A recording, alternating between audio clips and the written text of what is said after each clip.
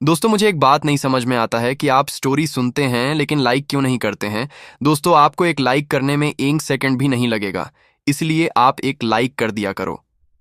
शायद आपको पता नहीं होगा, लेकिन आपका एक लाइक हमारे लिए बहुत मायने रखता है। और यदि आपको स्टोरी सुनना अच्छा लगता है तो आप स्टोरी ट्यूब यूट्यूब चैनल को सब्सक्राइब भी कर लें, क्योंकि हमारे चैनल पर काफ़ी अच्छी अच्छी कहानियां मिलती रहती हैं। तो आप एक लाइक कर देना, क्योंकि इस एपिसोड पर 1000 लाइक का टारगेट है। तो चलिए आज की कहानी शुरू करते हैं। दरअसल अमायरा नाम की लड़की कोई और नहीं बल्कि ध्रुवांश की सबसे अच्छी साथी थी, और उन दोनों ने इस दुनिया के सबसे खतरनाक परीक्षा चेतना पथ में भाग लिया था। तब दोनों ने काफी अच्छा प्रदर्शन किया था, लेकिन इसी बीच ध्रुवांश ने काफी दुश्मन भी बना लिए थे। लेकिन जब वह चेतना पथ के अंत में था, तभी कुछ गड़बड़ी की वजह से बेकसूर ध्रुवांश को चेतना पथ से बाहर कर दिया गया और वह एक साधारण अकादमी का शिष्य रह गया। और उसी दौरान ध्रुवांश अमायरा से दूर हो गया, और अब जब वह इस महान अकादमियों में जाने वाला था, तब उसे उम्मीद था कि अमायरा भी महान अकादमियों के विशेष परीक्षा में जरूर शामिल होगी। दूसरी तरफ उत्तरा अकादमी से दूर एक जगह थी। यह जगह एक विशाल अनंत विस्तार थी, जहां नीला आकाश और तैरते बादल नजर आ रहे थे। दूर क्षितिज पर एक अथाह प्राचीन जंगल दिखाई दे रहा था। जंगल में विशाल पेड़ खड़े थे, जो आकार में पहाड़ों से तुलना करने योग्य थे।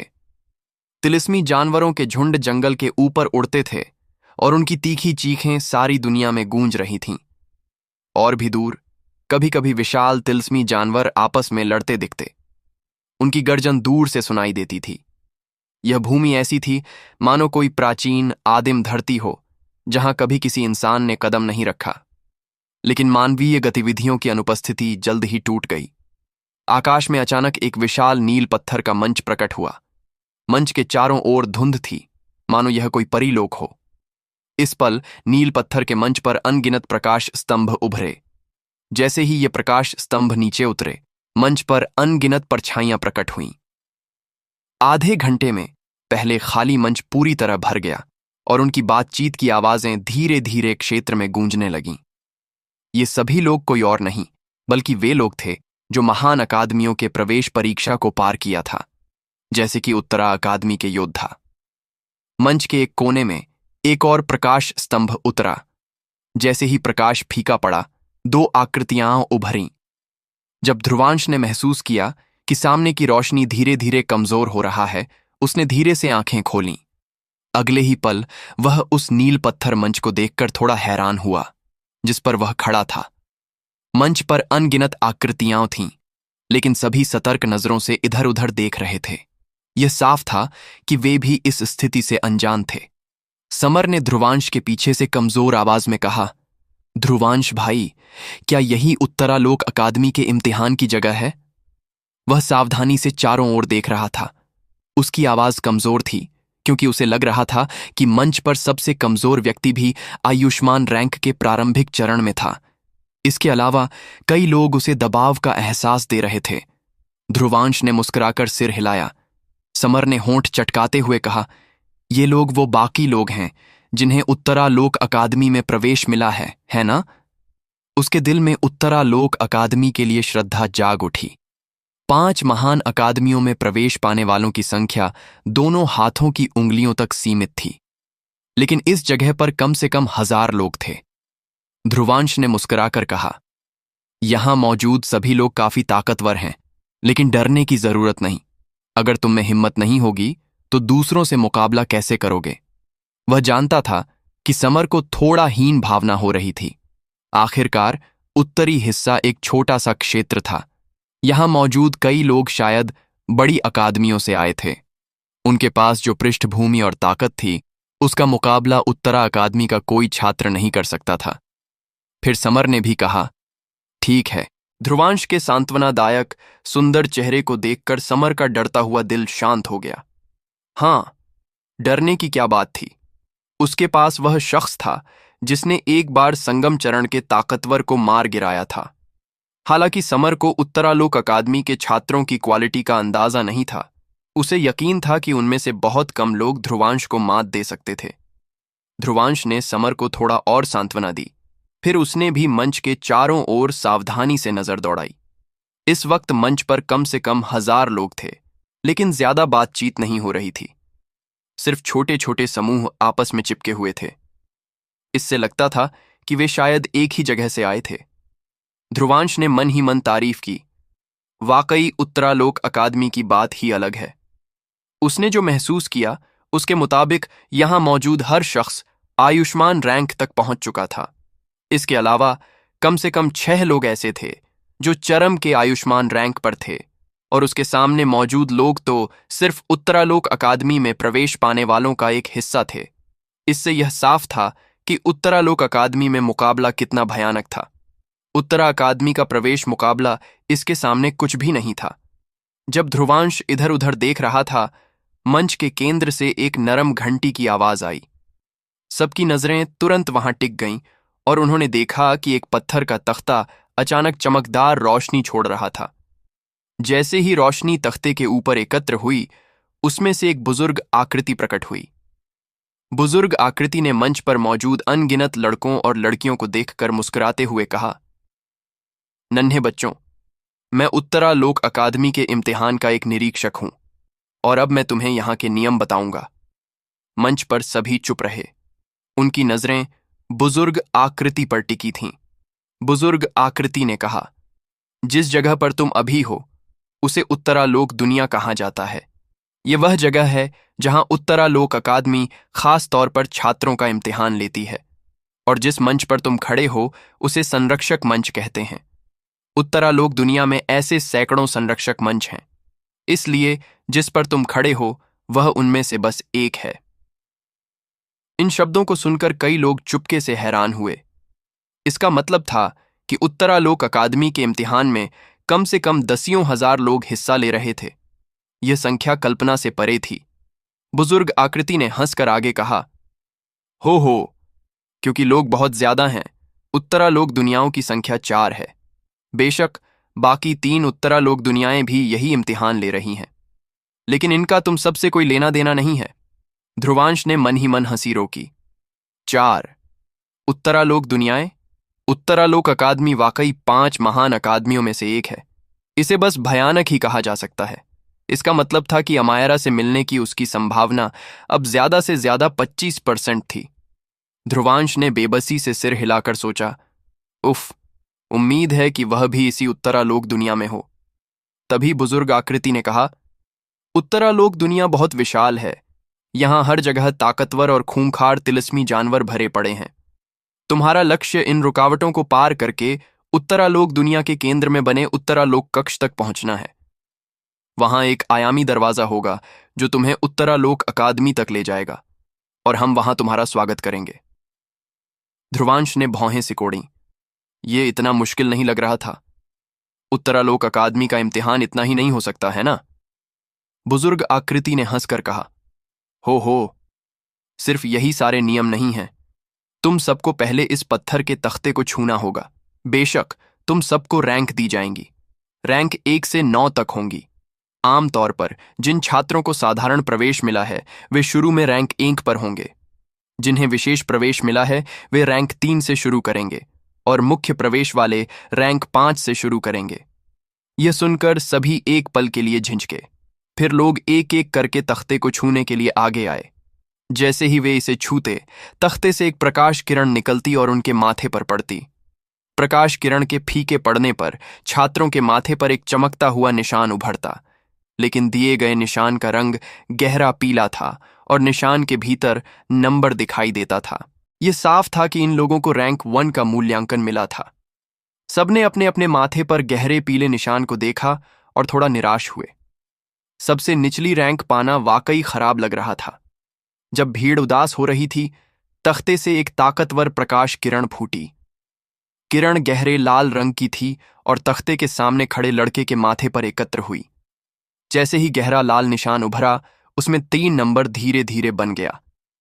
कई लोगों ने हैरानी से कहा, रैंक 3? यह तो विशेष प्रवेश पाने वाला छात्र है। गहरा लाल प्रकाश बाकियों से बहुत अलग था, इसलिए कई हैरान नजरें तुरंत उसकी ओर गईं और लोग ईर्ष्या से होंठ चटकाने लगे। सफेद कपड़ों में खड़े लड़के ने पास की ईर्ष्यालु नजरों को देखा और अपनी ठुड्डी थोड़ा ऊपर उठाई। उसके चेहरे पर गर्व की झलक उभरी। विशेष प्रवेश पाने वाले लोग साधारण प्रवेश वालों को नीची नजर से देख सकते थे, क्योंकि यह दिखाता था कि वे अलग स्तर पर थे। लड़के की घमंडी नजर ने छात्रों को थोड़ा असहज कर दिया, लेकिन वे जानते थे कि वह वाकई साधारण छात्रों से ज्यादा ताकतवर था। ऐसे शख्स को भड़काना ठीक नहीं था। मंच पर भीड़ लगातार अपने निशान हासिल कर रही थी, और सफेद कपड़ों वाले लड़के के बाद दो और लोग थे जिन्हें विशेष प्रवेश मिला था। इससे कई लोग चुपके से चकित हुए। सिर्फ उनके संरक्षक मंच पर ही 3 विशेष प्रवेश थे। तो उत्तरालोक दुनिया में कितने विशेष प्रवेश होंगे? और विशेष प्रवेश के ऊपर कोर प्रवेश भी था। ज्यादातर लोगों को यह साफ नहीं था कि कोर प्रवेश पाने वाले कितने भयानक होते थे, लेकिन यह निश्चित था कि कोर प्रवेश पाने वाला कोई भी शख्स एक राक्षस ही होगा। ध्रुवांश और समर ने जल्दबाजी में आगे नहीं गए। उन्होंने भीड़ के कम होने का इंतजार किया और फिर कतार में लगे।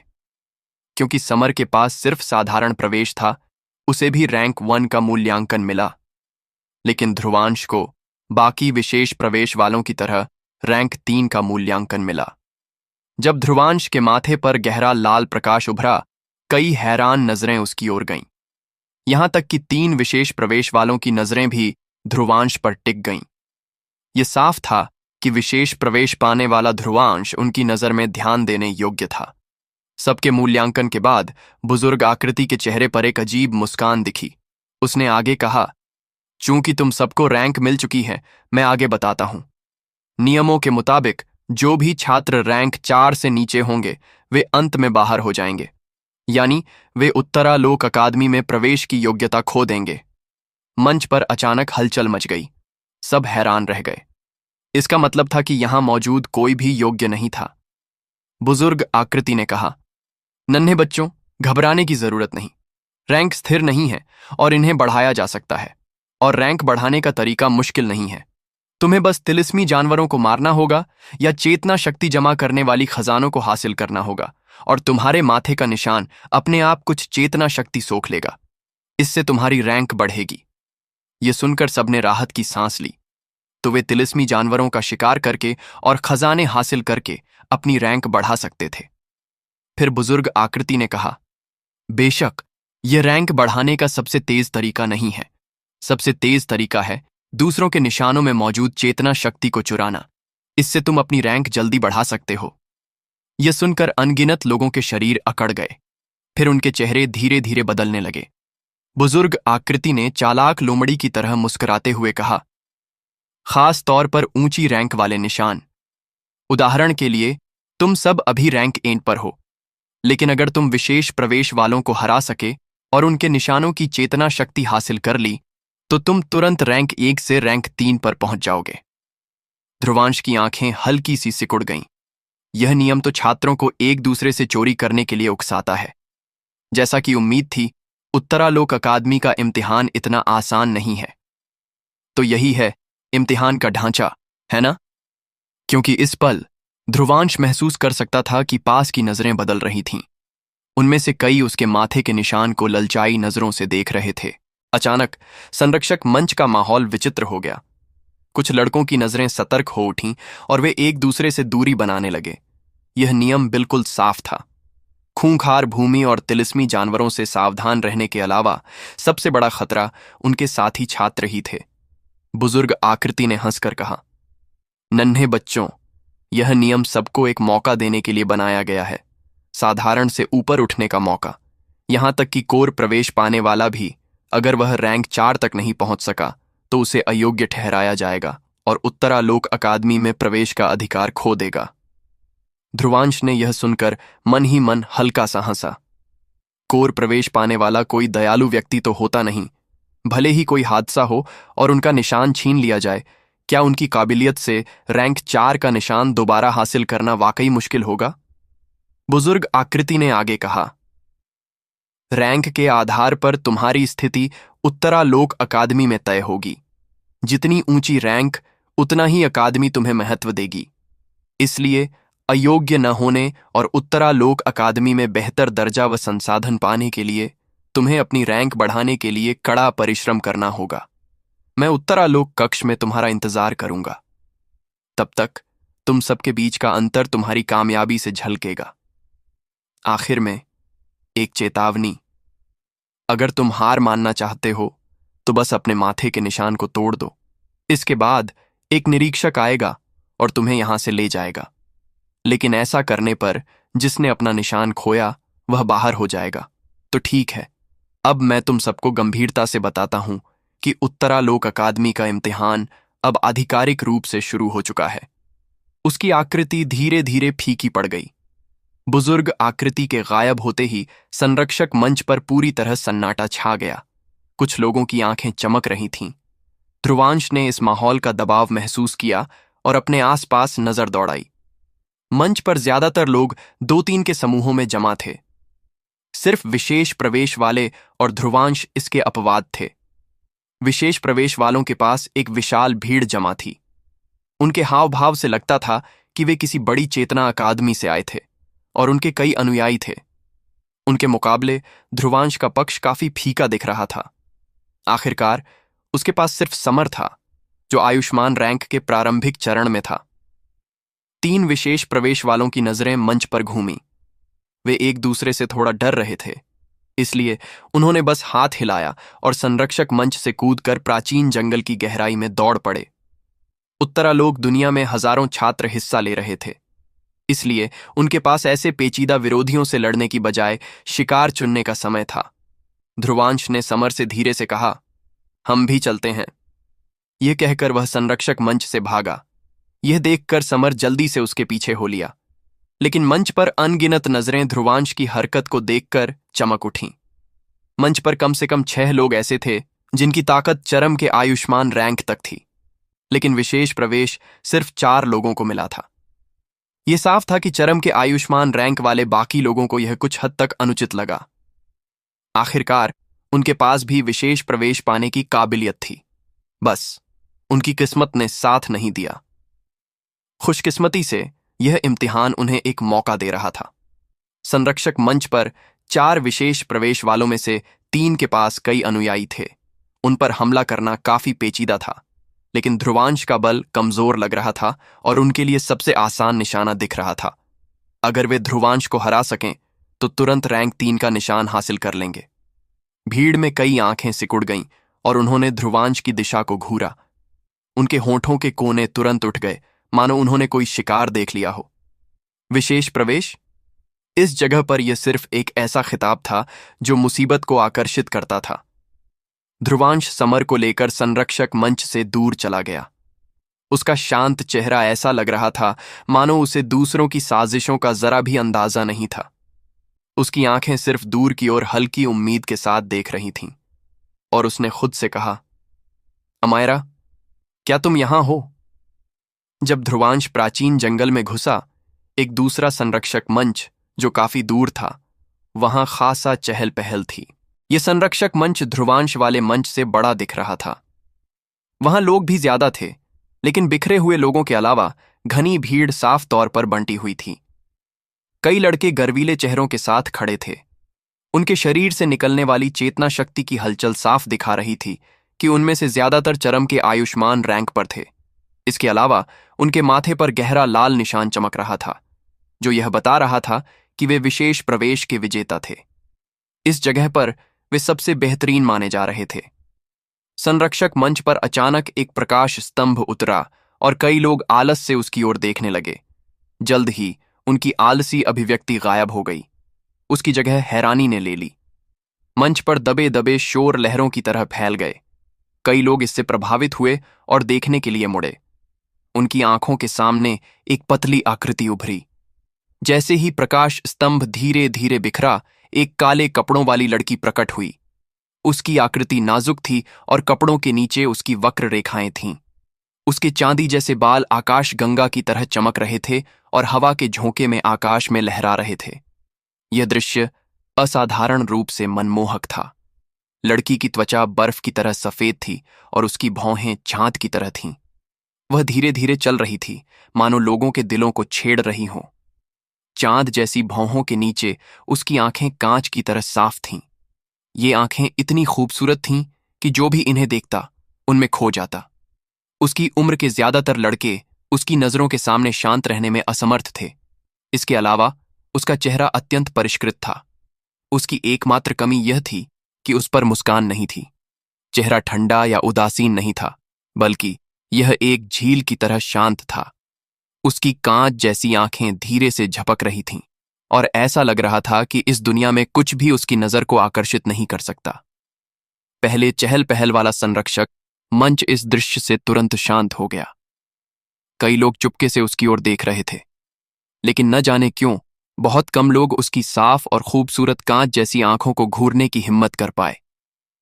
जिन लड़कों के माथे पर चमकता लाल निशान था, जो उनकी असाधारणता को साबित करता था, उनकी आंखें उत्साह से भरी थीं।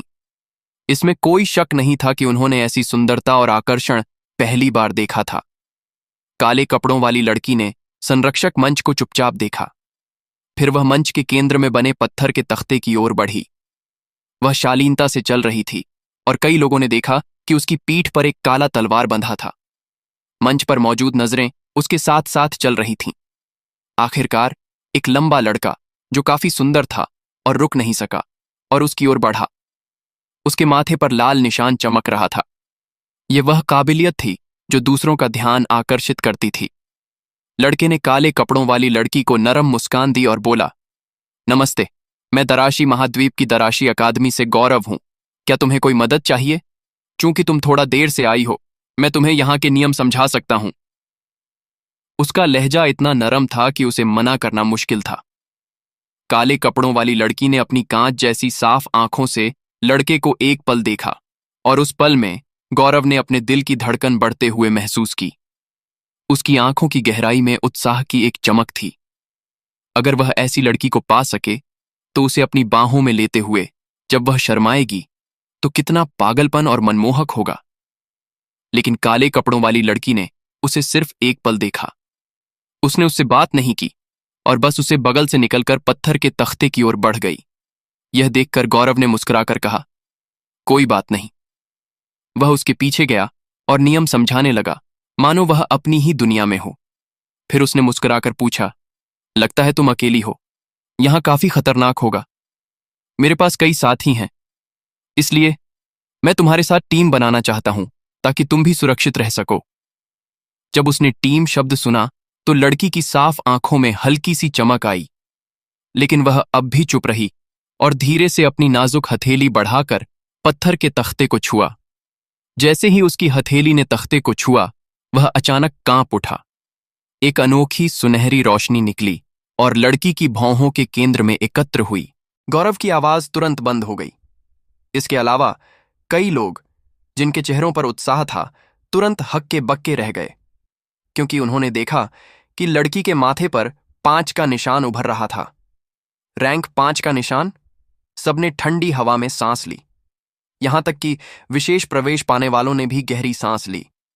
उनके सामने खड़ी लड़की ने वाकई कोर प्रवेश हासिल किया था। गौरव का चेहरा सिकुड़ गया। कोर प्रवेश सिर्फ वही लोग जिन्हें चेतना पथ में सम्राट लेवल का मूल्यांकन मिला था, इसे हासिल कर सकते थे। उनके सामने खड़ी यह नाजुक और खूबसूरत दिखने वाली लड़की वाकई इतनी भयानक थी। काले कपड़ों वाली लड़की धीरे से मुड़ी और अपनी कांच जैसी साफ आंखों से गौरव को देखा। उसके नाजुक होंठ आखिरकार खुले। उसकी आवाज साफ और शांत थी। तभी उस लड़की ने कहा, तुमने पहले कहा था कि निशान की रैंक दूसरों के निशानों को चुराकर बढ़ाई जा सकती है। गौरव हैरान हुआ और तुरंत सिर हिलाया। काले कपड़ों वाली लड़की ने नरम स्वर में कहा, तो यहां मौजूद सभी विशेष प्रवेश वालों को अपने निशान मुझे सौंप देने चाहिए। संरक्षक मंच पर तुरंत हंगामा मच गया। दर्जन भर लड़कों की आंखें गुस्से से भरी थीं। वे सभी विशेष प्रवेश पाने वाले थे। तभी एक लड़के ने तंज कसते हुए कहा, भले ही तुमने कोर प्रवेश हासिल किया हो, लेकिन क्या इतने सारे लोगों के निशान चुराना तुम्हें वास्तविक लगता है? काले कपड़ों वाली लड़की ने सिर हिलाया। उसने लड़के को देखा और गंभीरता से जवाब दिया, मुझे ऐसा नहीं लगता। यह सुनकर उसका चेहरा गुस्से से काला पड़ गया। उसने दांत पीसते हुए चिल्लाया, सब लोग, हम सब मिलकर उस पर हमला करते हैं और देखते हैं कि वह कितनी कमाल की है। बाकी विशेष प्रवेश वाले भी यह सुनकर सिर हिलाए। दर्जन भर लोग धीरे धीरे लड़की को घेरने लगे। इस पल गौरव ने भी कंधे उचकाए। लड़की ने पहले उसे अनदेखा किया था और इससे वह थोड़ा चिढ़ गया था, इसलिए उसने तंज कसते हुए कहा, लगता है मैं तुम्हारी मदद नहीं कर सकता। दर्जन भर लड़के, जो सभी चरम के आयुष्मान रैंक पर थे, ने लड़की को घेर लिया। ताकतवर चेतना शक्ति की लहरें अचानक फट पड़ीं। अगले ही पल वे सभी काले कपड़ों वाली लड़की की ओर झपटे, लेकिन लड़की स्थिर रही। उसने सिर्फ पलकें झपकाईं और अपने माथे की बालों को हल्के से हटाया। जब दर्जन भर लोग उसके शरीर को छूने वाले थे, तभी उसके शरीर से एक काली रोशनी अचानक फट पड़ी। दर्जन भर आकृतियां तुरंत उछलकर जमीन पर गिरीं। हर एक ने खून की उल्टी की और उनकी आंखों में भय भर गया। भीड़ ने तुरंत ठंडी हवा में सांस ली। चरम के आयुष्मान रैंक के दर्जन भर ताकतवर बिना उसके शरीर को छुए पूरी तरह हार गए। काले कपड़ों वाली लड़की आगे बढ़ी। उसने अपने हाथों से एक छोटी सी हरकत की और दर्जन भर लोगों के निशान जल्दी से फीके पड़ गए। कुछ रोशनी चमकी और उसके माथे के सुनहरे निशान में समा गई। कई रैंक 3 निशानों को चुराने के बाद लड़की का सुनहरा निशान काफी चमकदार हो गया था, लेकिन यह रैंक 6 तक नहीं पहुंचा था।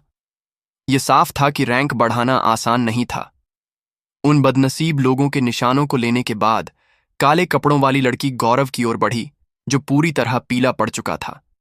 उसने अपनी साफ आंखों से उसे देखा और कहा, अब बारी है तुम्हारा। गौरव के माथे से ठंडा पसीना बह रहा था। उसने कड़वी मुस्कान दी और हमला करने का कोई इरादा नहीं दिखाया। उसने ध्यान केंद्रित किया और उसके निशान की चेतना शक्ति निकलकर लड़की के माथे के सुनहरे निशान में समा गई। विशेष प्रवेश वालों के निशानों को लूटने के बाद काले कपड़ों वाली लड़की ने साधारण छात्रों पर हमला नहीं किया। वह बस मुड़ी और संरक्षक मंच के किनारे की ओर बढ़ी। उसकी आंखें दूर की ओर देख रही थीं। आखिरकार उसकी शांत आंखों में हल्की सी लहरें उठीं। उसके होंठ हल्के से हिले और एक हल्की मुस्कान खिल उठी। यह लड़की कोई और नहीं बल्कि अमायरा थी। तभी अमायरा ने मन में कहा, मैंने कहा था कि मैं तुम्हारा इंतजार करूंगी, लेकिन अगर तुम नहीं आए तो मैं तुमसे नफरत करने लगूंगी। दूसरी तरफ प्राचीन जंगल में विशाल पेड़ आकाश को छू रहे थे। उनकी मोटी शाखाएं और पत्तियां बाहर की ओर फैली थीं, मानो वे आकाश को ढंक रही हों। इसके अलावा इस अथाह जंगल में समय समय पर सुनाई देने वाली भयानक गर्जनाएं ताकतवर चेतना शक्ति की हलचल ला रही थीं। इस समय जंगल के किसी हिस्से में ध्रुवांश आश्चर्य से अपने सामने के तिलिस्मी जानवर को देख रहा था। उस जानवर का शरीर सुनहरे रंग से ढंका था। उसका आकार गाय जैसा था और सिर पर एक सुनहरा सींग था, लेकिन उसकी पूंछ मगरमच्छ की पूंछ जैसी थी, जिसमें कई नुकीले कांटे थे। जैसे ही वह पूंछ हिलती, हवा में सनसनाहट होती और हवा मानो चीर दी जाती। सुनहरा मगरमच्छ, मध्यम रैंक का तिलिस्मी जानवर। इसकी ताकत चरम के आयुष्मान रैंक के बराबर थी। इसके अलावा इसके शरीर को ढंकने वाली सुनहरी कवच पट्टियां इसे अभेद्य बनाती थीं। सुनहरे मगरमच्छ के पास एक विशाल काला बाघ भी था। हालांकि यह सुनहरे मगरमच्छ जितना शक्तिशाली और प्रभावशाली नहीं था, फिर भी इसकी ताकत मध्यम चरण के आयुष्मान रैंक के बराबर थी। ध्रुवांश ने सुनहरे मगरमच्छ की ओर इशारा करते हुए कहा, इस बड़े जानवर को मेरे लिए छोड़ दो, तुम दूसरे से निपट सकते हो। हालांकि वह अकेले ही स्थिति को संभाल सकता था, लेकिन इससे समर को कोई फायदा नहीं होता, चूंकि हर किसी को अपनी काबिलियत को निखारने के लिए अभ्यास की जरूरत होती है। समर की ज्यादा सुरक्षा करना उसके लिए फायदेमंद नहीं होगा, वरना यह उसकी प्रगति को सीमित कर देगा। समर ने सिर हिलाकर कहा, ठीक है। वह भी समझता था कि वह हर चीज के लिए ध्रुवांश पर निर्भर नहीं रह सकता। अगर उसने अपनी ताकत नहीं बढ़ाई तो वह ध्रुवांश के लिए सिर्फ बोझ बनकर रह जाएगा। यह देखकर ध्रुवांश ने और कुछ नहीं कहा। वह तुरंत सुनहरे मगरमच्छ की ओर झपटा। उसने अपनी 2 उंगलियां बढ़ाईं, जिनके सिरे सुनहरी रोशनी से चमक रहे थे। उनसे एक अत्यंत तीक्ष्ण और प्रबल आभा निकल रही थी। दोस्तों, अगर आप इस स्टोरी को किसी टेलीग्राम चैनल या किसी दूसरे चैनल पर सुन रहे हैं, तो आप यूट्यूब पर स्टोरीट्यूब चैनल को सब्सक्राइब कर लो, क्योंकि इस स्टोरी का एपिसोड सबसे पहले स्टोरीट्यूब यूट्यूब चैनल पर ही आता है।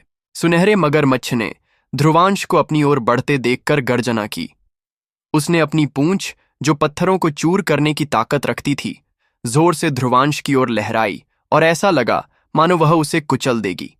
लेकिन उसकी पूंछ रहस्यमयी ढंग से ध्रुवांश के शरीर से होकर गुजर गई, क्योंकि उसे नहीं पता था कि उसने जिसे मारा वह वास्तव में एक परछाई थी। तभी ध्रुवांश ने कहा, यहां ऊपर। वह तेजी से हिलकर सुनहरे मगरमच्छ के सिर के ऊपर प्रकट हुआ। उसने हल्के से मुस्कुराया और उसकी चेतना शक्ति फट पड़ी। इस शक्ति ने सुनहरे मगरमच्छ को जमीन पर गिरा दिया। फिर उसकी उंगलियां बेरहमी से सुनहरे मगरमच्छ के सिर में घुस गईं। चारी तरफ चिंगारियां फूट पड़ा। ध्रुवांश की उंगलियां, जो इस्पात की तरह सख्त थीं, वास्तव में सुनहरे मगरमच्छ की मजबूत सुनहरी कवच पट्टियों को भेद गईं। ताजा खून तुरंत छलक पड़ा।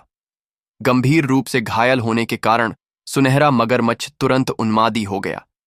लेकिन चाहे वह जितना छटपटाए, वह ध्रुवांश की भूत सी आकृति को छू नहीं सका।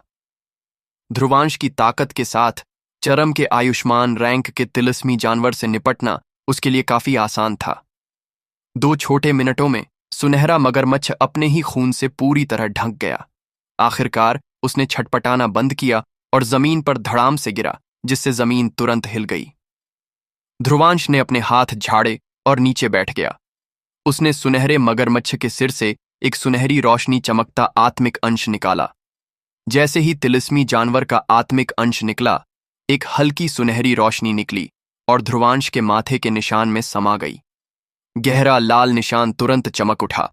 ध्रुवांश ने भौहें सिकोड़कर कहा, उत्तरालोक अकादमी ने जो यह चीज बनाई है वह वाकई असामान्य है। उसने महसूस किया कि सुनहरी रोशनी बहुत सूक्ष्म थी, इसलिए इसने तिलिस्मी जानवर के आत्मिक अंश को समग्र रूप से प्रभावित नहीं किया। इसके अलावा ऐसा लग रहा था कि निशान पास में मौजूद किसी भी चेतना शक्ति को, जो किसी तिलिस्मी जानवर से बंधी न हो, अपने आप सोख लेता है ताकि रैंक बढ़ाने का प्रभाव हासिल हो सके। इसके अलावा निशान इंसान के शरीर में मौजूद चेतना शक्ति को स्वीकार नहीं करता था। यानी कोई भी अपनी चेतना शक्ति का इस्तेमाल करके निशान को बढ़ाने की कोशिश करना बेकार था।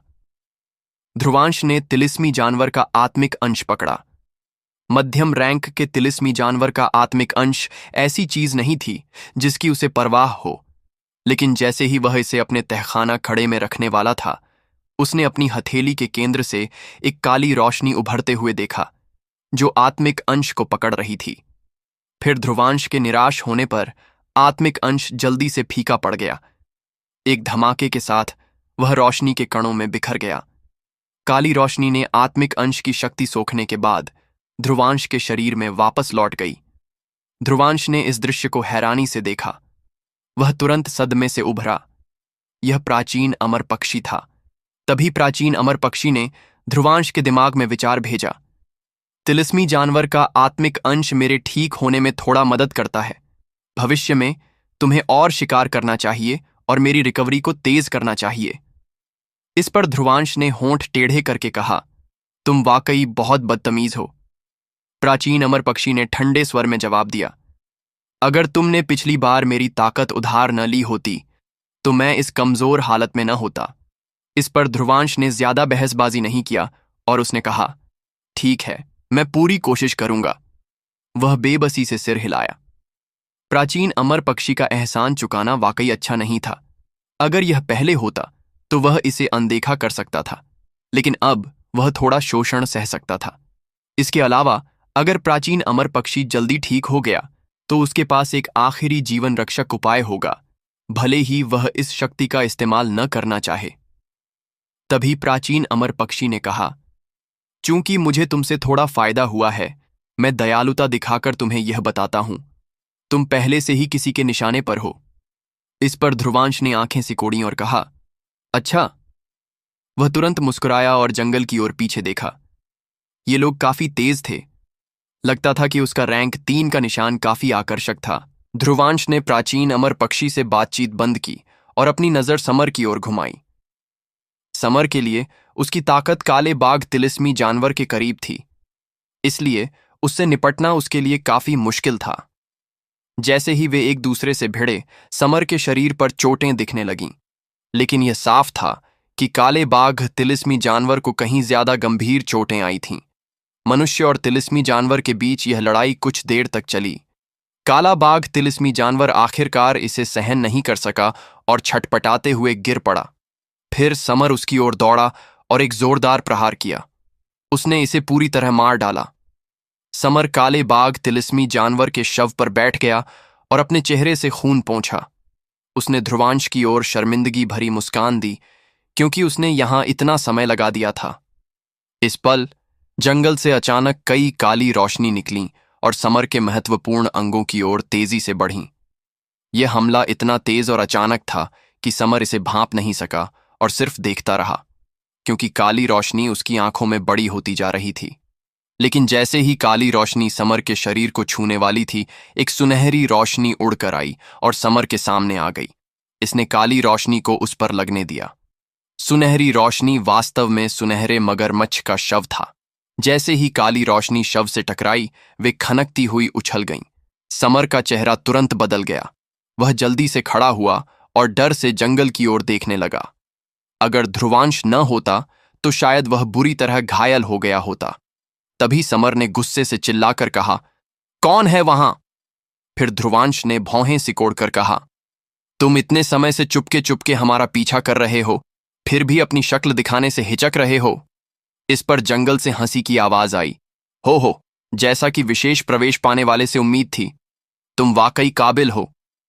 फिर 3 आकृतियां बाहर निकलीं और एक शाखा पर उतरीं। उन्होंने ध्रुवांश और समर को ऐसी नजरों से देखा मानो वे उनका शिकार हों।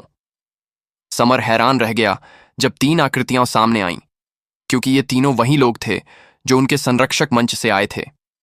इसके अलावा वे सभी चरम के आयुष्मान रैंक पर थे। तभी समर ने मन में सोचा, 3 चरम के आयुष्मान योद्धा। समर का दिल डूब गया। ये तीनों किसी भी तरह मुराद से कम नहीं थे। अगर सिर्फ एक होता तो उससे निपटना आसान होता, लेकिन तीनों के साथ यहां तक कि ध्रुवांश को भी मुश्किल हो सकती थी। हालांकि समर जानता था कि ध्रुवांश ने एक बार उत्तरी हिस्से में संगम चरण के ताकतवर को मार गिराया था, लेकिन यह सिर्फ एक अफवाह थी। वह ताकत शायद ध्रुवांश की नहीं थी। इसीलिए यह अनिश्चित था कि ध्रुवांश उस ताकत को दूसरी बार इस्तेमाल कर सकता है या नहीं। इसीलिए ध्रुवांश की चरम के आयुष्मान रैंक की ताकत के साथ उसी स्तर के एक व्यक्ति से निपटना आसान था। लेकिन अगर 3 हों, समर ने ध्रुवांश के पास आकर चिंता भरे स्वर में कहा, ध्रुवांश भाई। वह जानता था कि अगर तीनों ने मिलकर हमला किया तो भी ध्रुवांश के लिए अकेले निकल जाना आसान होगा, लेकिन अगर ध्रुवांश को उसे साथ ले जाना पड़े तो यह पेचीदा हो जाएगा। समर ने दांत पीसते हुए धीरे से कहा, ध्रुवांश भाई, क्यों ना हम अलग अलग रास्ते ले लें। उसे ध्रुवांश के लिए बोझ बनने की वजह से थोड़ा असहज महसूस हो रहा था। ध्रुवांश ने समर की ओर मुस्कुराकर कहा, अभी की स्थिति में ऐसा करने की जरूरत नहीं है। अगर वे सोचते थे कि चरम के आयुष्मान रैंक के 3 लोग उसे अपने साथी को छोड़कर भागने पर मजबूर कर सकते हैं, तो वे उसे कम आंक रहे थे। तभी ग्रे कपड़ों में खड़े एक लड़के ने मुस्कुराकर कहा, दोस्त, मेरा नाम गजेंद्र है। हो, हमें तुम्हारा रैंक 3 का निशान काफी पसंद आया। क्यों ना तुम निशान हमें सौंप दो और हम तुम्हें जाने दें। इस तरह सब खुश रहेंगे और यह हम दोनों के लिए बेहतर होगा, क्या कहते हो? बाकी 2 चरम के आयुष्मान रैंक वाले लड़के ध्रुवांश को तंज भरी नजरों से देख रहे थे। यह साफ था कि उन्हें नहीं लगता था कि ध्रुवांश उनके हाथों से बच सकता है। ध्रुवांश ने तीनों को देखा।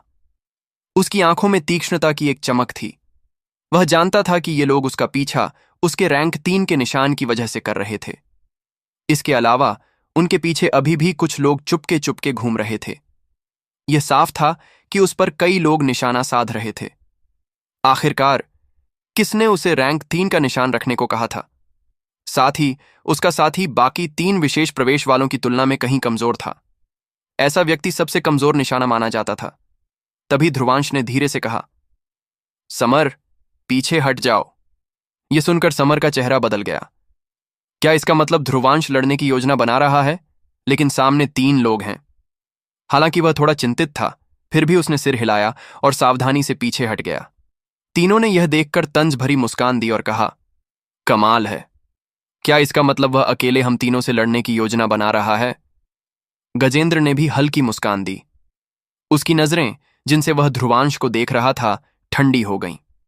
उसने तुरंत हाथ हिलाया और कहा, चूंकि इस दोस्त को खुद पर इतना भरोसा है, हमें थोड़ा उसका मनोरंजन करना चाहिए।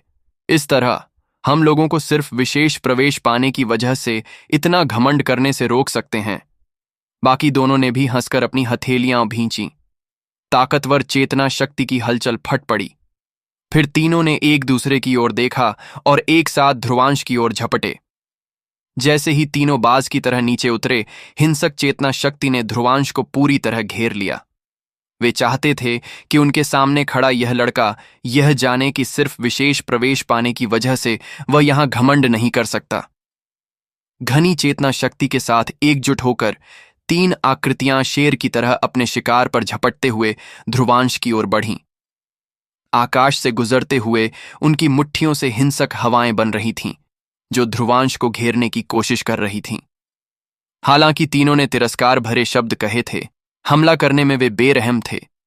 यह साफ था कि वे ध्रुवांश से कुछ हद तक डरते थे। आखिरकार यह निश्चित था कि विशेष प्रवेश पाने वाला कोई साधारण व्यक्ति नहीं होता। जिस चेतना अकादमी से वे आए थे, वहां भी विशेष प्रवेश थे, लेकिन वे उस मुकाबले में हार गए थे। यह विशेष प्रवेश पाने के लिए जरूरी ताकत को समझाने के लिए काफी था। हालांकि उन्हें नहीं पता था कि ध्रुवांश की चेतना अकादमी कितनी ताकतवर थी।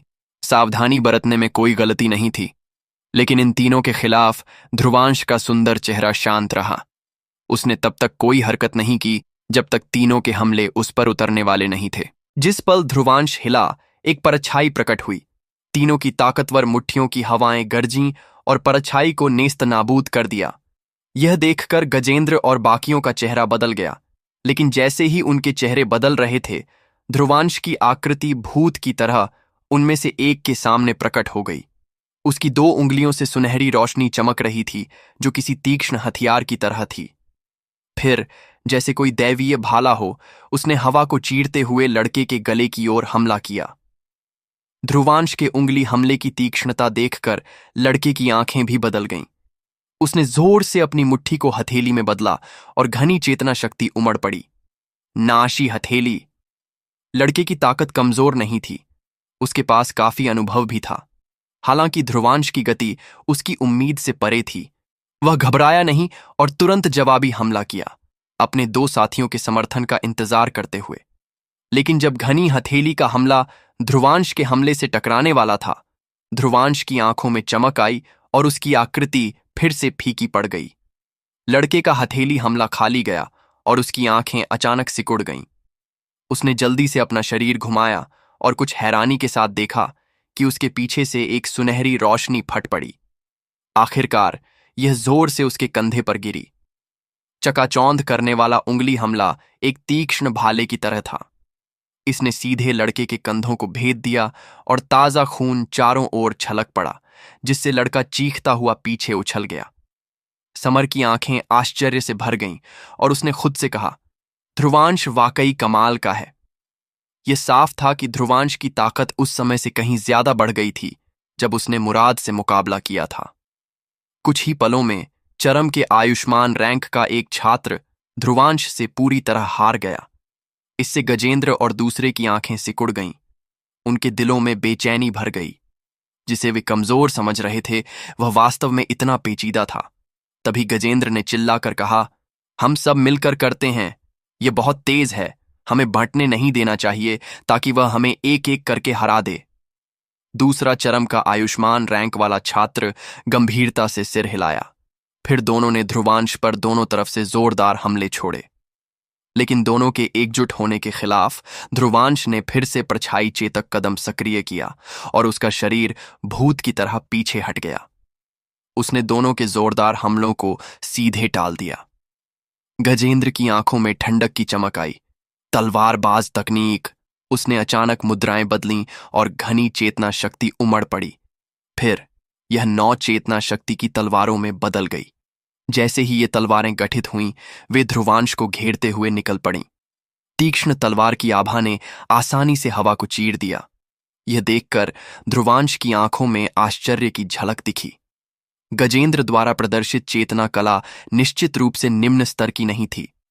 बड़ी चेतना अकादमियों से आए लोगों की पृष्ठभूमि वाकई कमाल की थी। दूसरे चरम के आयुष्मान रैंक वाले छात्र ने तुरंत चिल्लाकर कहा, दमदार हथेली। उसने देखा कि गजेंद्र ने ध्रुवांश को धीमा कर दिया था। घनी चेतना शक्ति तुरंत एक शुद्ध चेतना शक्ति की हथेली के निशान में बदल गई और गुस्से से ध्रुवांश की ओर कुचलने लगी। लेकिन यह देखकर ध्रुवांश ने मन ही मन ठंडी सांस ली। उसने विजय स्तंभ कला को संचालित किया और उसके शरीर की सतह पर एक हल्का काला प्रकाश अवरोध उभरा।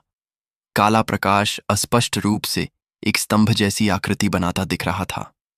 9 चेतना शक्ति की तलवारें धुंधले काले प्रकाश स्तंभ पर काटने लगीं, लेकिन प्रकाश स्तंभ जरा भी नहीं हिला।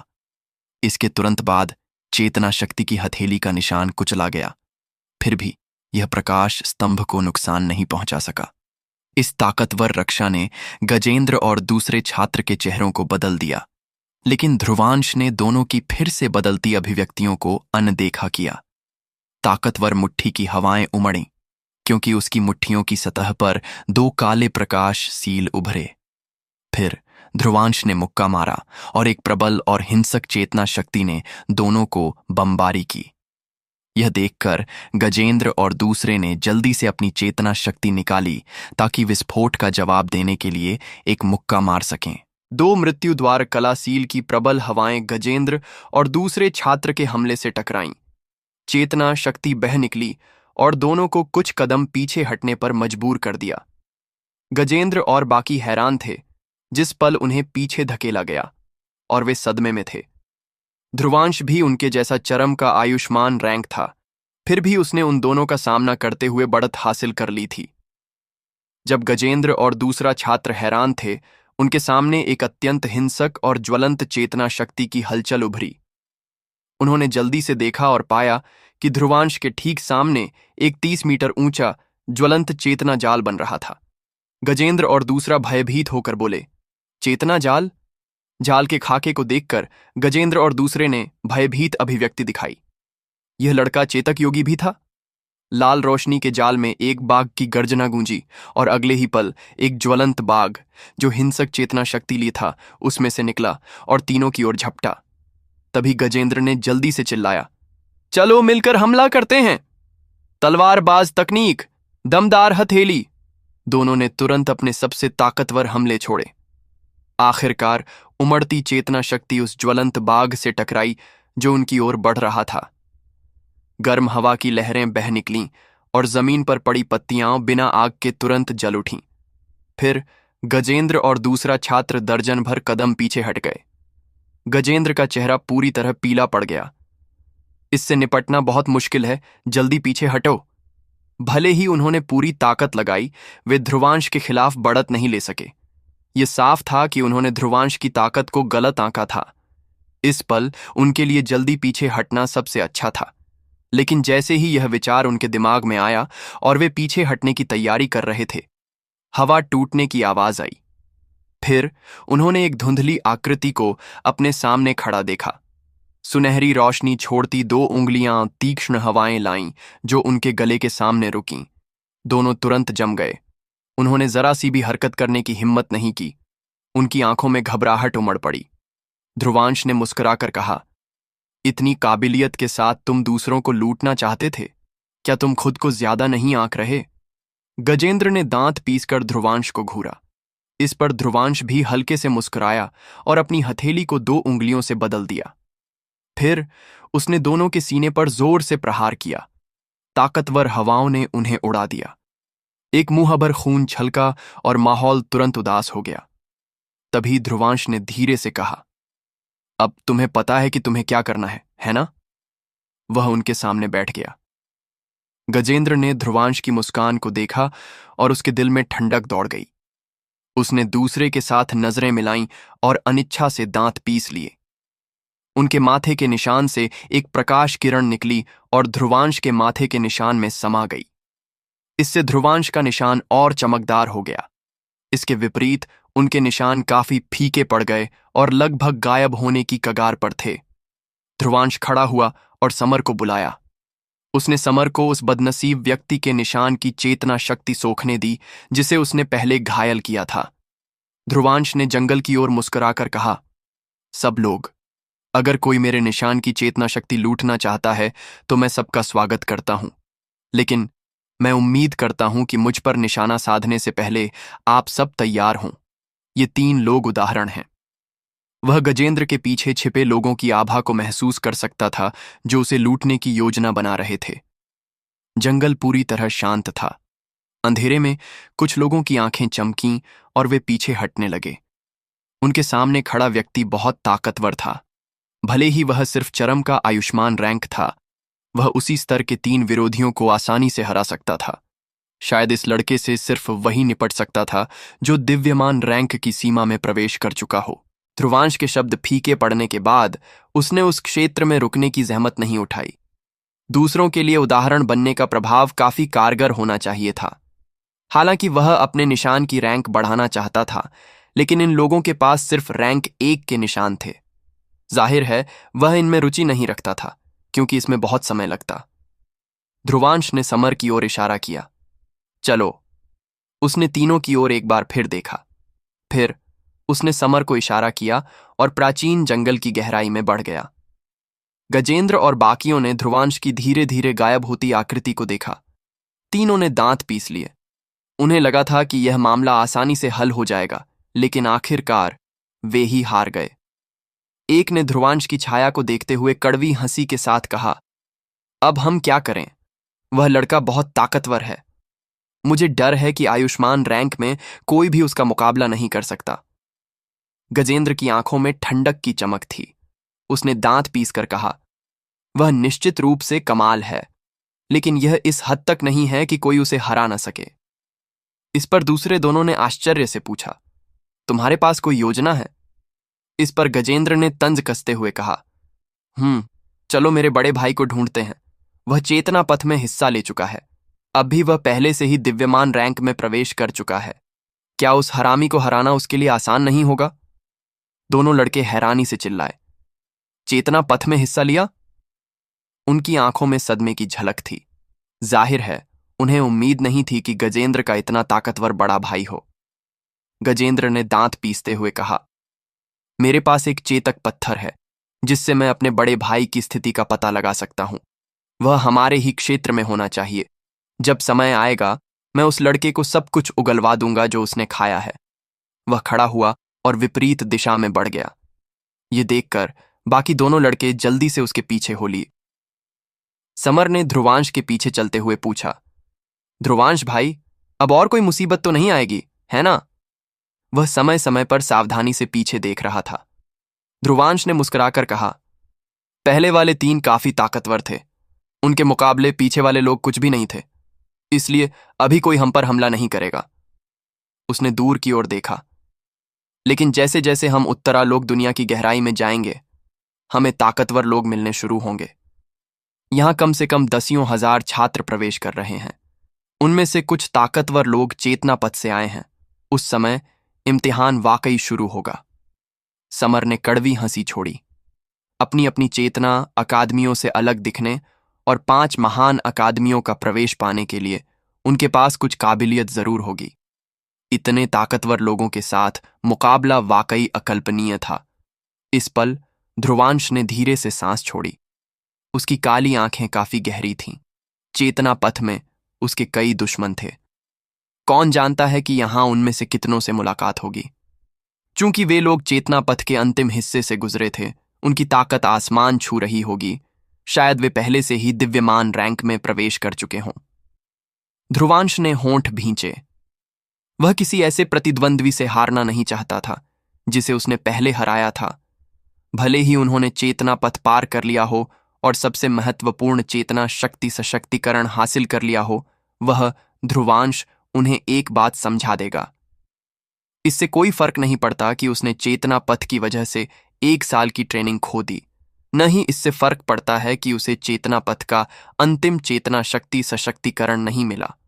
चूंकि वह चेतना पथ में उन्हें झुका सका था, वह वास्तविकता में भी ऐसा कर सकता था। ध्रुवांश ने धीरे धीरे अपनी हथेलियां भींचीं। लगता था अब मृत्यु द्वार कला की तीसरी सील को बनाने करने का समय आ गया था। जब उसने जकीरा से मुकाबला किया था, ध्रुवांश ने एक बार प्राचीन अमर पक्षी की ताकत उधार लेकर 4 सील मृत्युद्वार कला गठित की थीं। उनकी शक्ति काफी असाधारण थी। वर्तमान ध्रुवांश के लिए यह साफ था कि उसके पास 4 सील गठित करने की काबिलियत नहीं थी, लेकिन तीसरी सील गठित करने की काबिलियत शायद उसके पास थी। अगर ध्रुवांश तीसरी सील गठित करने में सफल हो गया तो उसकी वर्तमान ताकत के साथ इसे सक्रिय करने पर, यहां तक कि प्रारंभिक चरण के दिव्यमान रैंक का ताकतवर भी बचाव करने पर मजबूर हो जाएगा। दोस्तों, अगर आप इस स्टोरी को किसी टेलीग्राम चैनल या किसी दूसरे चैनल पर सुन रहे हैं तो आप यूट्यूब पर स्टोरीट्यूब चैनल को सब्सक्राइब कर लो, क्योंकि इस स्टोरी का एपिसोड सबसे पहले स्टोरीट्यूब यूट्यूब चैनल पर ही आता है। स्याही जैसे काले रात के आलम में उत्तरालोक दुनिया में बस कुछ ही तारे दिख रहे थे। यह एकांत दृश्य काफी उदास था। प्राचीन जंगल में समय समय पर तरह तरह की गर्जनाएं गूंज रही थीं। इन गर्जनाओं में गुस्सा भरा था। जाहिर है, जब से उत्तरालोक अकादमी का इम्तिहान शुरू हुआ, कुछ तिलिस्मी जानवरों को छात्रों ने परेशान कर दिया था। पहले शांत और खामोश विशाल क्षेत्र में अचानक बाढ़ की तरह ढेर सारे छात्र घुस आए थे। तिलिस्मी जानवरों के निवासियों को उनकी वजह से हुई परेशानी साफ तौर पर नापसंद थी। इसलिए देर रात होने के बावजूद लड़ाइयां लगातार छिड़ रही थीं। जंगल की गहराई में एक अलाव जल रहा था। ध्रुवांश एक बड़े पेड़ के नीचे पैर मोड़कर बैठा था। वह उभरते अलाव को देख रहा था और एक तरह के ट्रांस में चला गया। यह दृश्य उसके लिए काफी परिचित था। चेतना पथ में उसने ऐसी कई रातें बिताई थीं, लेकिन उस समय उसके पास एक खूबसूरत लड़की थी जिसकी कांच जैसी साफ आंखें थीं। जब वह उसे देखता तो उसके दिल की सारी परेशानियां दब जातीं और वह शांत हो जाता। तभी समर ने अचानक कहा, ध्रुवांश भाई, ये लो। एक बेसुरी आवाज ने ध्रुवांश को ट्रांस से जगा दिया। उसने एक कुछ भुने हुए खाने को देखा जो समर उसे बेवकूफी भरी मुस्कान के साथ थमा रहा था। इस पल वह खुद को हल्की सी सांस लेने से नहीं रोक सका। उसकी आंखों में उदासी की झलक थी। अमायरा निश्चित रूप से बेहतर थी। न केवल वह आंखों के लिए एक दावत थी, बल्कि उसने जो खाना बनाया था वह समर के इस रूखे सूखे खाने से कई गुना बेहतर था। समर भी जानता था कि उसका खाना बनाने का कौशल काफी खराब था, लेकिन उसकी मुस्कुराती शक्ल ने ध्रुवांश को बेबसी से सिर हिलाने पर मजबूर कर दिया। तभी समर ने कहा, ध्रुवांश भाई, उत्तरालोक दुनिया वाकई बहुत विशाल है। हम 2 दिन से चल रहे हैं और अभी तक जंगल से बाहर नहीं निकल पाए। इस पर ध्रुवांश ने मुस्कुराकर कहा, उत्तरालोक अकादमी का इम्तिहान स्थल कोई छोटी जगह कैसे हो सकता है? यहां शायद दसियों हजार छात्र हैं और वे सभी अपनी अपनी चेतना अकादमी में सबसे अलग थे। अगर जगह बड़ी न हो तो वे इन सबको यहां कैसे समा सकते हैं? समर ने सिर हिलाया और फिर मुस्कुराकर कहा, पिछले 2 दिनों में हमें उकसाने वाले लोग कम हुए हैं। लगता है ध्रुवांश भाई की पहले की धमकी काफी असरदार थी। ध्रुवांश ने सिर हिलाया। इसका असर जल्द ही खत्म हो जाएगा। उसने काले आकाश के नीचे जंगल की गहराई की ओर देखा और कहा, उत्तरालोक दुनिया एक विशाल गोलाकार क्षेत्र है। हम सब किनारों पर थे, लेकिन हर कोई केंद्र की ओर बढ़ रहा है। इसलिए केंद्र क्षेत्र के करीब पहुंचना और मुश्किल होता जाएगा। न केवल तिलिस्मी जानवर और ताकतवर हो जाएंगे, बल्कि दुश्मन भी और कठिन हो जाएंगे। इस पर समर ने कहा, मैंने पहले कुछ खबरें सुनी। लगता है कई लोग समूह बना रहे हैं और छोटी बड़ी टोलियां बना रहे हैं। जब ऐसी टोलियां लड़ेंगी तो वह एक भव्य दृश्य होगा। ध्रुवांश ने सिर हिलाया और मुस्कुराया, यह सामान्य है। वास्तव में अगर तुम उत्तरालोक अकादमी के इम्तिहान के दौरान अपने पास ढेर सारे लोगों को इकट्ठा कर सको तो तुम काफी कमाल के हो। इसके अलावा समय बीतने के साथ तिलिस्मी जानवर और ताकतवर हो जाएंगे। कुछ राक्षसों को छोड़कर बाकियों को टोलियों पर निर्भर रहना पड़ेगा। इस पर समर ने कहा, ध्रुवांश भाई, तुम्हारी काबिलियत के साथ अगर तुमने कोशिश की तो निश्चित रूप से और बेहतर कर सकते हो।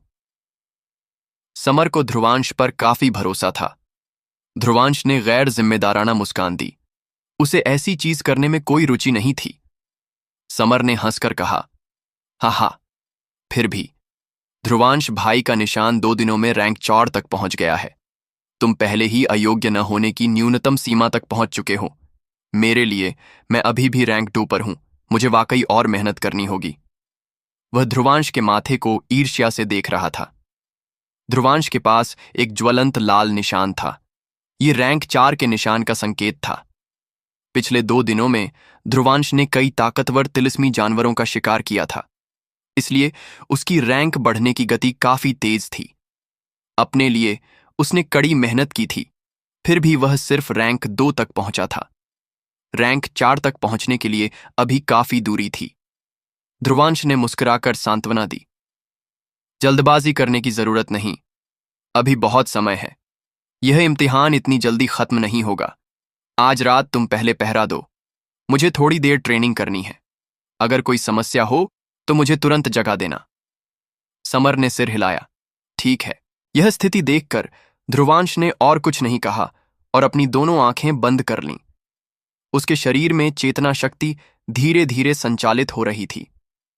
पिछले 2 दिनों में वह हमेशा तीसरी मृत्यु द्वार कला को गठित करने की कोशिश कर रहा था। शुरू में वह अभी भी काफी अनाड़ी था, लेकिन धीरे धीरे वह इसे बनाना शुरू कर चुका था। अपनी भावनाओं के आधार पर उसे लग रहा था कि वह आज रात वाकई इसे गठित करने में सफल हो जाएगा। समर ने देखा कि ध्रुवांश ने आंखें बंद कीं और ट्रेनिंग शुरू कर दी। फिर वह खड़ा हुआ और अलाव को पूरी तरह बुझा दिया, बिना कोई चिंगारी छोड़े। उत्तरालोक दुनिया में उसकी ताकत सिर्फ सामान्य मानी जाती थी, इसलिए वह ध्रुवांश को ज्यादा सुरक्षा नहीं दे सकता था। उसके लिए सावधानी बरतना सबसे अच्छा था। ध्रुवांश ने चुपचाप अपने विचारों को एकत्र किया और अपने दिल के पूरी तरह शांत होने का इंतजार किया। एक बार जब वह शांत हो गया, उसने अपने शरीर में चेतना शक्ति को तेजी से संचालित करना शुरू किया। मृत्यु द्वार कला एक काफी अनोखी चेतना कला थी। शुरू में यह बहुत ताकतवर नहीं थी, लेकिन जैसे जैसे सीलों की संख्या बढ़ती थी, यह अंततः असाधारण शक्ति रखने लगती थी। जिस दिन ध्रुवांश ने प्राचीन अमर पक्षी की शक्ति उधार ली थी, उसने अस्थायी रूप से 4 मृत्यु द्वार कला गठित की थी। उन 4 सीलों के साथ उसने ज़कीरा के पर्वत देव रणनीति हमले को नष्ट कर दिया था, जो महारथ के चरण में था। उसकी अपनी अटकलों के अनुसार ज़कीरा ने जिस पर्वत देव रणनीति की ट्रेनिंग की थी, वह चेतना स्तर की उच्च रैंक चेतना कला के करीब थी। लेकिन यह साफ था कि ध्रुवांश के लिए अपनी वर्तमान स्थिति में 4 मृत्यु द्वार कला गठित करना असंभव था। लेकिन चूंकि उसकी ताकत बढ़ गई थी, वह तीसरी सील गठित करने की कोशिश कर सकता था। घनी चेतना शक्ति ध्रुवांश के शरीर में संचालित हो रही थी। थोड़ी देर बाद ध्रुवांश आखिरकार अपने विचारों को नियंत्रित करने में सक्षम हुआ और चेतना शक्ति को अपनी नाड़ियों के माध्यम से अपनी हथेलियों तक पहुंचने दिया। उसी समय ध्रुवांश की हथेलियां एक साथ जुड़ीं और कुछ असामान्य हस्त मुद्राएं बनाईं। जैसे ही ये मुद्राएं भ्रम की तरह फीकी पड़ीं, गहरी काली चेतना शक्ति उसकी हथेली के नीचे इकट्ठा होने लगी। प्रक्रिया के अंत तक यह 3 मीटर आकार के काले प्रकाश के ढेले में बदल गई। प्रकाश के ढेले में चेतना शक्ति घूम रही थी। ऐसा लग रहा था कि इसके भीतर कुछ बन रहा हो। जैसे ही यह हुआ, प्रबल और ताकतवर चेतना शक्ति की हलचल निकली और ध्रुवांश के पास की पत्तियों को धूल में बदल दिया। ध्रुवांश के पास समर ने चुपके से जीभ क्लिक की। उसे नहीं पता था कि ध्रुवांश किस चेतना कला की ट्रेनिंग कर रहा था। इसमें वाकई प्रभावशाली शक्ति थी। समय बीतने के साथ काला प्रकाश ढेला और छोटा होता गया। जैसे जैसे ढेला सिकुड़ा, एक काला प्रकाश सील और स्पष्ट होने लगा। काला प्रकाश ढेला पूरी तरह गायब हो गया और ध्रुवांश की हथेली के ऊपर एक काला प्रकाश सील तैर रहा था। मृत्यु द्वार कला आखिरकार ध्रुवांश द्वारा सफलतापूर्वक गठित हो गई थी। ध्रुवांश ने सफेद भाप की एक धारा छोड़ी। उसने तुरंत अपनी हस्त मुद्रा बदली और मृत्यु द्वार कला उसकी हथेली में समा गई। जिस पल मृत्यु द्वार कला उसकी हथेली में घुसी, ध्रुवांश का शरीर कांप उठा। एक अत्यंत ताकतवर प्रतिक्रिया उसकी हथेली से उमड़ी और उसकी नाड़ियों के माध्यम से जोर से टकराई, रास्ते में अराजकता मचाते हुए। लेकिन ध्रुवांश इसके लिए पहले से तैयार था। उसने ध्यान केंद्रित किया और उसकी नाड़ियों में मौजूद गहरी काली चेतना शक्ति बह निकली। यह प्रतिक्रिया के साथ जोर से टकराई। तभी ध्रुवांश के शरीर में एक गहरी आवाज गूंजी। उसकी आभा सागर के भीतर चेतना शक्ति का प्रकाश चक्र घूम रहा था और चेतना शक्ति की लहरें लगातार निकल रही थीं।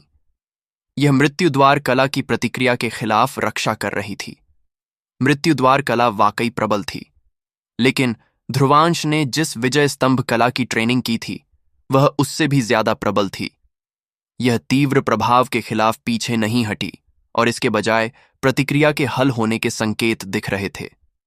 ध्रुवांश के शरीर के भीतर यह टकराव लगभग आधे घंटे तक चला।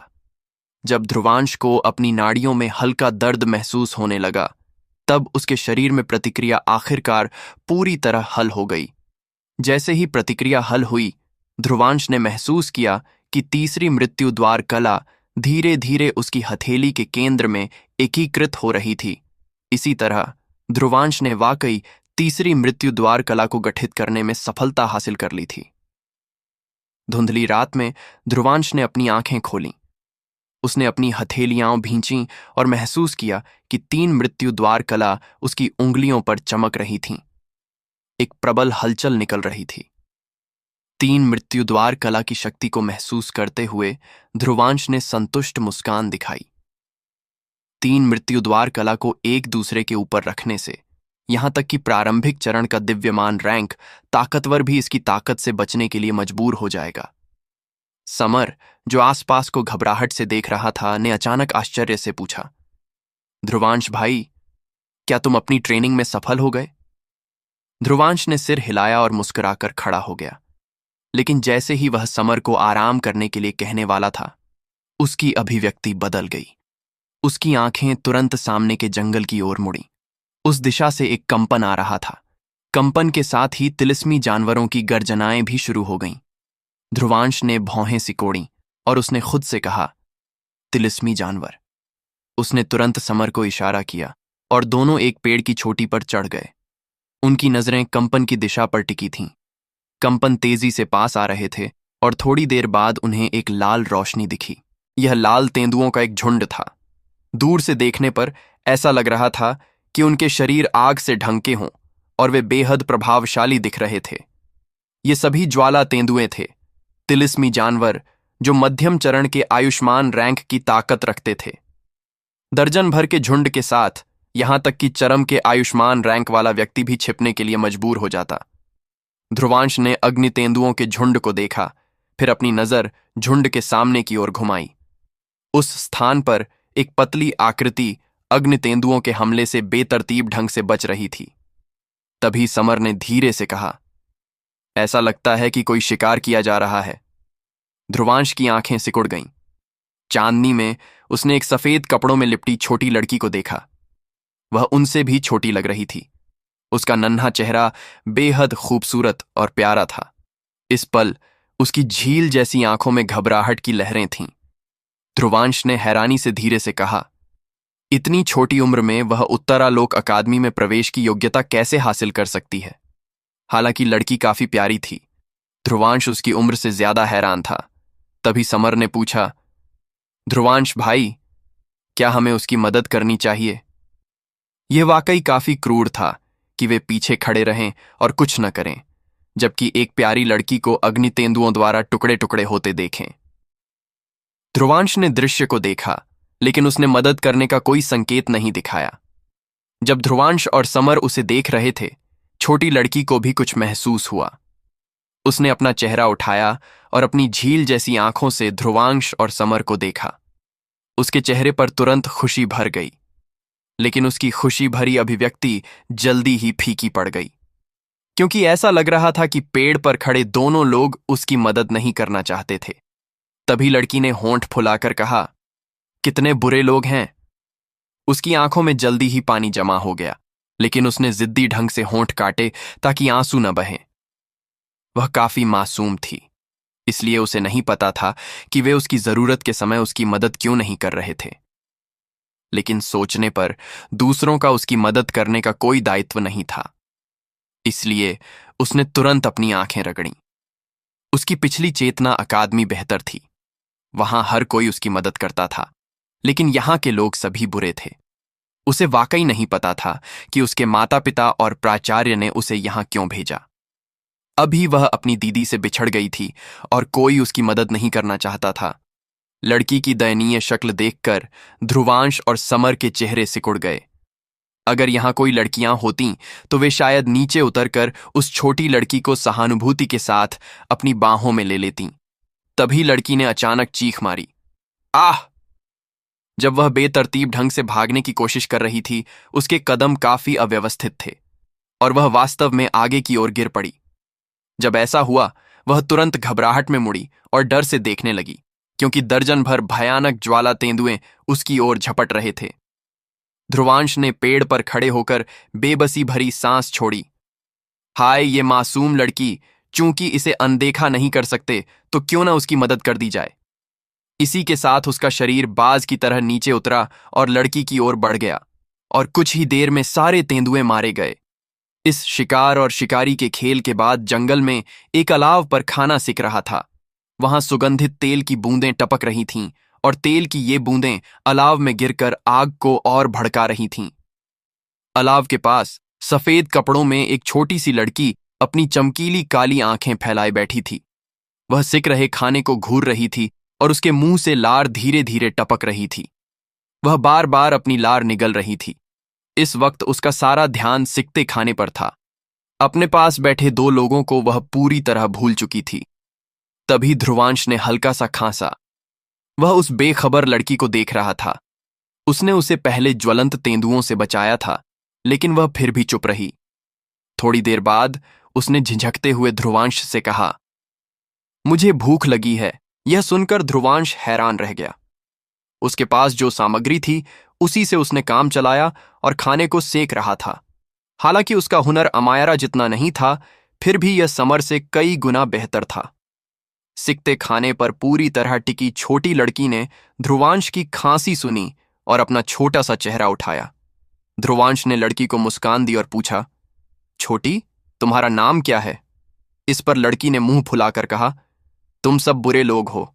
मेरी दीदी ने कहा है कि अपना नाम किसी को आसानी से नहीं बताना।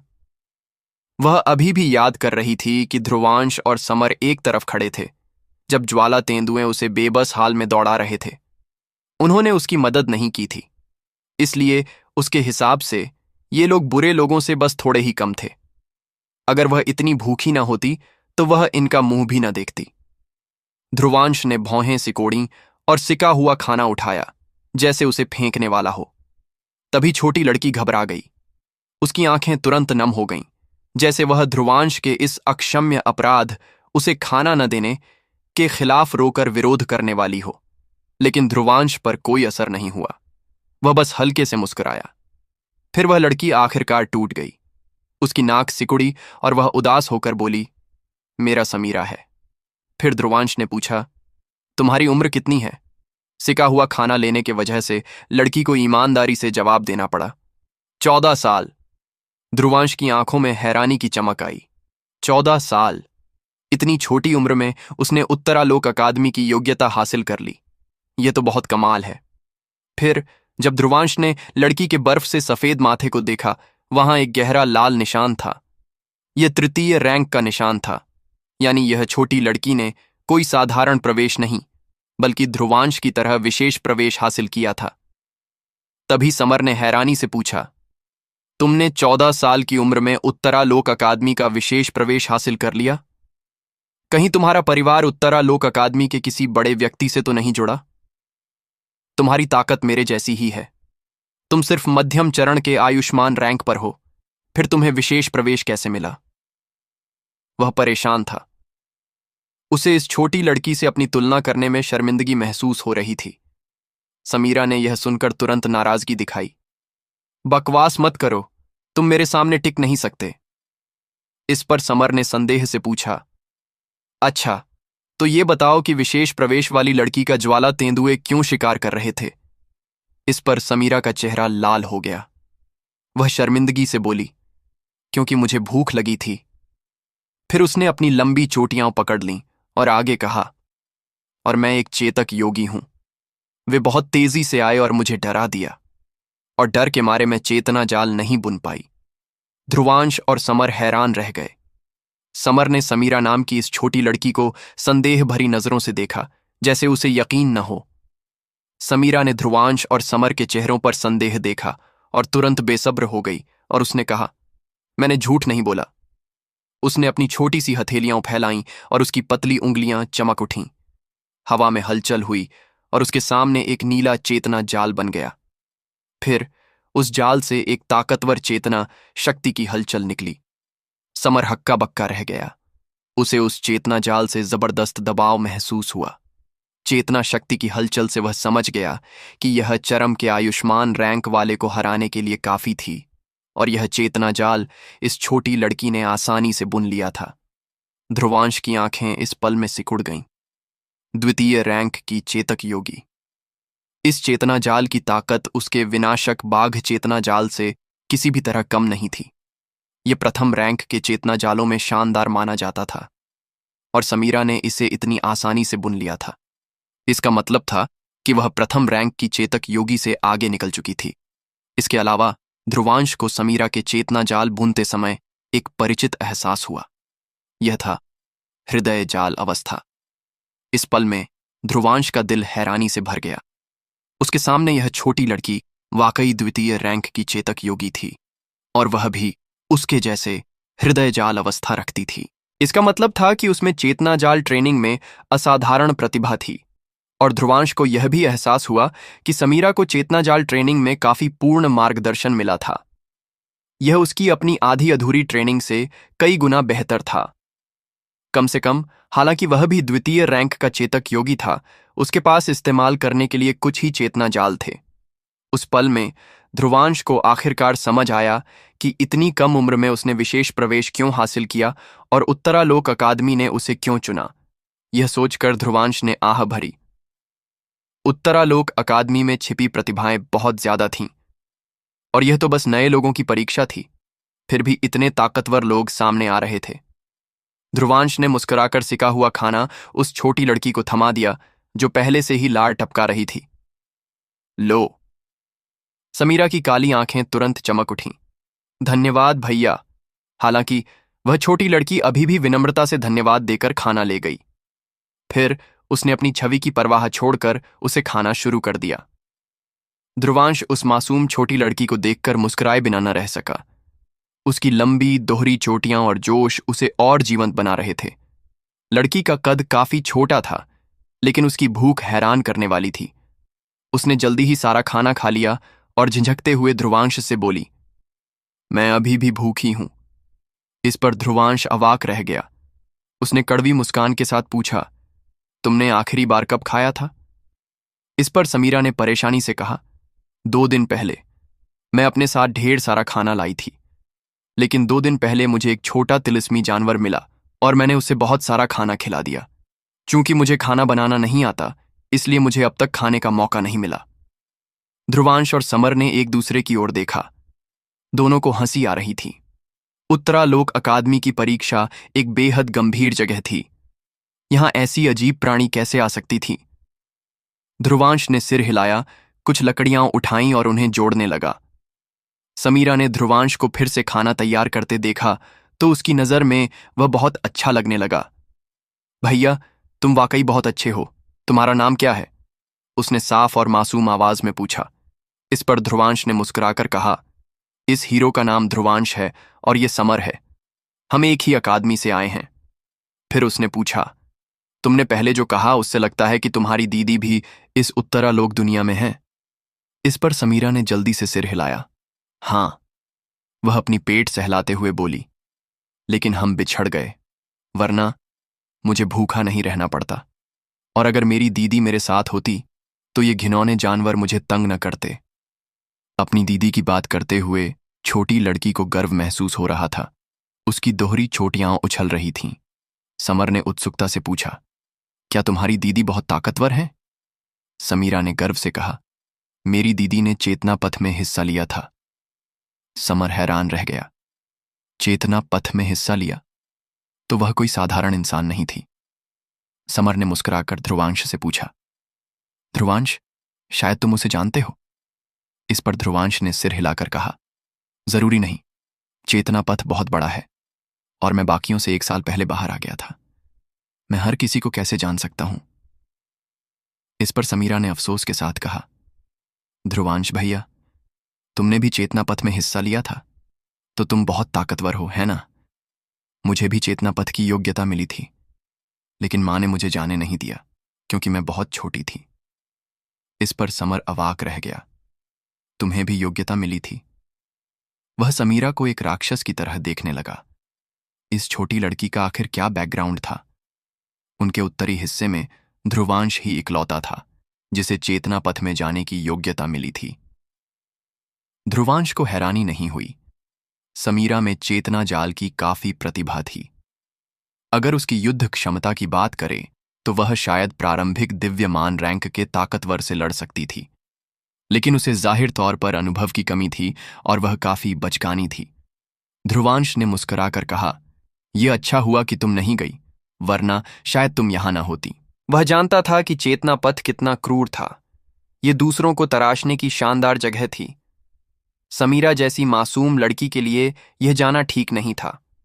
अगर वह वहां गई होती तो शायद उसकी यह मासूम और शुद्ध प्रकृति खो गई होती, लेकिन यह उसके लिए नुकसान था या नहीं, यह कहना मुश्किल था।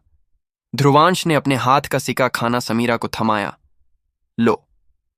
लड़की के मासूम स्वभाव की वजह से उसे वह काफी पसंद आ रही थी। समीरा ने उत्साह से सिक्का खाना लिया, फिर वह तुरंत उसे खाने में डूब गई। छोटी लड़की की भूख वाकई बहुत थी। ध्रुवांश ने उसके लिए एक पूरा ज्वलंत तेंदुआ सेका, तब जाकर उसकी भूख शांत हुई। यह दृश्य देखकर ध्रुवांश और समर उसकी छोटी सी काया को देखने लगे। उन्हें हैरानी थी कि इतना सारा खाना उसके शरीर में कहां चला गया। समीरा ने तृप्त होने के बाद अपनी काली आंखों से ध्रुवांश को देखा और झिझकते हुए कहा, ध्रुवांश भैया। ध्रुवांश ने हैरानी से पूछा, हाँ? समीरा ने अपने माथे पर चमकते लाल निशान को छुआ और फुसफुसाई, क्या आप मुझे मेरी दीदी तक ले जा सकते हैं? वह शायद इसी इलाके में है। मेरे पास एक चेतक पत्थर है तो मैं उन्हें ढूंढ सकती हूं। बाकी लोग इसे मुझसे छीनने की कोशिश कर रहे थे, इसलिए पिछले 2 दिनों से मुझे हर किसी से छिपना पड़ा। अगर मैं दीदी को ढूंढते हुए भटक गई तो शायद फिर भूखी मरूं। ध्रुवांश ने उसे नरम मुस्कान दी। समीरा के पास तृतीय रैंक का निशान था। यह वाकई दूसरों के लिए आकर्षक था। उसकी उम्र और मासूम स्वभाव के साथ अगर वह उनसे बिछड़ गई तो शायद जल्दी ही कोई उसे धोखा देकर उसका निशान छीन लेता। समीरा ने याचना भरी नजरों से कहा, ध्रुवांश भैया, आप अच्छे इंसान हैं, कृपया मेरी मदद करें। मैं दीदी को ढूंढने के बाद आपको जरूर कुछ दूंगी। ध्रुवांश पहला व्यक्ति था जिसने उसका निशान छीनने की कोशिश नहीं की और उसे खाना भी दिया। समीरा की याचना भरी नजरों को देखकर ध्रुवांश मुस्कुराया। उत्तरालोक दुनिया में ज्यादातर लोगों का लक्ष्य उनके जैसा ही था, इसलिए उनके रास्ते भी एक जैसे थे। उसे लगा कि समीरा की मदद करने से उन्हें ज्यादा परेशानी नहीं होगी। उसने समीरा की ओर सिर हिलाया। ऐसी अनोखी प्राणी का उनके साथ होना निश्चित रूप से मजेदार होगा। दोस्तों, अगर आप इस स्टोरी को किसी टेलीग्राम चैनल या किसी दूसरे चैनल पर सुन रहे हैं तो आप यूट्यूब पर स्टोरी ट्यूब चैनल को सब्सक्राइब कर लो, क्योंकि इस स्टोरी का एपिसोड सबसे पहले स्टोरी ट्यूब यूट्यूब चैनल पर ही आता है। समीरा के रास्ते में शामिल होने से उनकी यात्रा में बहुत सारी खुशियां जुड़ गईं। ध्रुवांश और समर दोनों को यह प्यारी और मासूम छोटी लड़की बहुत अच्छी लगती थी। हालांकि यह छोटी लड़की कभी कभी लापरवाह होती थी, उसकी हरकतें अक्सर हंसी खुशी लाती थीं। ध्रुवांश और समर की सुरक्षा की वजह से समीरा आखिरकार यात्रा के दौरान अपनी द्वितीय रैंक की चेतक योगी की क्षमताएं दिखा पाई। यहां तक कि ध्रुवांश भी कभी कभी हैरान रह जाता था जब वह समीरा के कुशलता से बुने गए ताकतवर चेतना जालों को देखता था। इन जालों की विस्फोटक शक्ति चरम के आयुष्मान रैंक वाले तिलिस्मी जानवर को सीधे मार सकती थी। हालांकि यह छोटी लड़की काफी कमाल थी, उसे युद्ध का अनुभव नहीं था। अगर उसे कोई परेशान करता तो चेतना जाल बुनने की उसकी गति काफी धीमी हो जाती और अस्थिर हो जाती थी। अगर यह जीवन मृत्यु का युद्ध होता तो शायद उसका प्रतिद्वंद्वी उसे जाल को पूरी तरह बुनने का मौका न देता। कुल मिलाकर समीरा की संभावनाएं बहुत ऊंची थीं, लेकिन उसे अपनी उस संभावना का पूरा इस्तेमाल करने के लिए अभी खुद को तराशना था। लेकिन चाहे कुछ भी हो, एक द्वितीय रैंक की चेतक योगी फिर भी एक बड़ा खतरा थी। अगर समीरा को पूरी तरह खुलकर खेलने का मौका मिलता तो वह प्रारंभिक दिव्यमान रैंक के ताकतवर से भी लड़ सकती थी। बेशक उसे तैयार होने के लिए समय की समस्या अभी भी थी। तीनों की इस यात्रा ने बहुत सारा ध्यान खींचा। आखिरकार इन तीनों में ध्रुवांश के पास चतुर्थ रैंक का निशान था, समीरा के पास तृतीय रैंक का निशान था और समर के पास भी द्वितीय रैंक का निशान था। कई लोगों के लिए ऐसा निशाना काफी लुभावना था, इसलिए रास्ते में कई छिपकर हमले हुए, लेकिन हर एक को ध्रुवांश ने हल कर दिया। ध्रुवांश की मौजूदा ताकत के साथ जब तक कोई दिव्यमान रैंक का ताकतवर न हो, कोई उसे खतरा नहीं पैदा कर सकता था। इसलिए कई उपद्रवियों को उनकी गति को बाधित करने में नाकामी मिली। जंगल में जानवरों की दहाड़ें गूंज रही थीं। ध्रुवांश एक पेड़ की डाल पर खड़ा था और आगे देख रहा था। उस जगह पर 3 काले गैंडे थे। ये 3 लौह गैंडे चरम के आयुष्मान रैंक की ताकत रखते थे। उनकी खून लाल आंखें समर पर टिकी थीं, जो उनके ठीक ऊपर था। समर से थोड़ी दूर पीछे समीरा झिझकते हुए इधर उधर देख रही थी। ध्रुवांश ने समीरा को देखकर मुस्कुराया। समीरा, इन तीनों को मैं तुम दोनों के हवाले करता हूं। अगर तुम इसे हल नहीं कर पाए तो हमें आज रात का खाना अस्थायी रूप से रद्द करना होगा। समीरा की ताकत अच्छी थी। अगर वह परिपक्व हो जाए तो वह अच्छा प्रदर्शन कर सकती थी। इसलिए ध्रुवांश उसकी जितनी हो सके मदद करने की कोशिश कर रहा था। हालांकि समीरा की प्यारी और मासूम शक्ल की वजह से उसे वह पसंद थी, उसका स्वभाव इस जगह के लिए उपयुक्त नहीं था। इसलिए समीरा को अपनी ताकत विकसित करनी थी। यह उसके लिए फायदेमंद होगा। ध्रुवांश ने कहा, कृपया ध्यान दो, यह सिर्फ तुम्हारे लिए नहीं बल्कि तुम्हारे समर भैया के खाने के लिए भी है। तुम्हें स्थिर प्रदर्शन करना होगा, वरना तुम दोनों को एक साथ भूखा रहना पड़ेगा और तुम दोनों को खाना नहीं मिलेगा। ध्रुवांश की इस भयानक धमकी सुनकर समीरा की नाक सिकुड़ गई। हालांकि यह थोड़ा निराशाजनक था। छोटी लड़की को अपराध बोध हुआ क्योंकि उसका प्रदर्शन समर को भी प्रभावित करेगा। ध्रुवांश भैया सबसे बुरे हैं। वे इन तिलिस्मी जानवरों से भी ज्यादा खतरनाक हैं। हालांकि उनकी मुस्कुराहट बहुत आकर्षक लगती है। इस बार उसे कड़ी मेहनत करनी थी। मन बना लेने के बाद समीरा ने अपनी मुट्ठियां हल्के से भींची। रोशनी उभरी और कई चेतना सीलें बन गईं। उसने आंखें बंद कीं और उन क्रूर तिलिस्मी जानवरों की ओर नहीं देखा। फिर उसके हाथ सील बदलने लगे और एक चेतना जाल का खाका तेजी से बुना गया। उसके सामने समर 3 लौह गैंडों की वजह से मुश्किल में था। वह सिर्फ मध्यम चरण के आयुष्मान रैंक पर था, इसीलिए वह एक लौह गैंडे को भी नहीं हरा सकता था। अगर ये तिलिस्मी जानवर बुद्धिहीन न होते तो शायद वह अब तक कुचल दिया गया होता, लेकिन फिर भी वह खतरे में था और बस मुश्किल से टिक पा रहा था। समीरा ने स्वर्गीय आवाज में पुकारा, समर भैया हट जाओ। जब समर और नहीं टिक पा रहा था तभी पीछे से यह आवाज आई। समर तुरंत लुढ़क कर हटा और अपने हाथ जमीन पर मारे। फिर उसका शरीर तेजी से पीछे उछला। इस समय समीरा ने अपनी आंखें खोल दी थीं।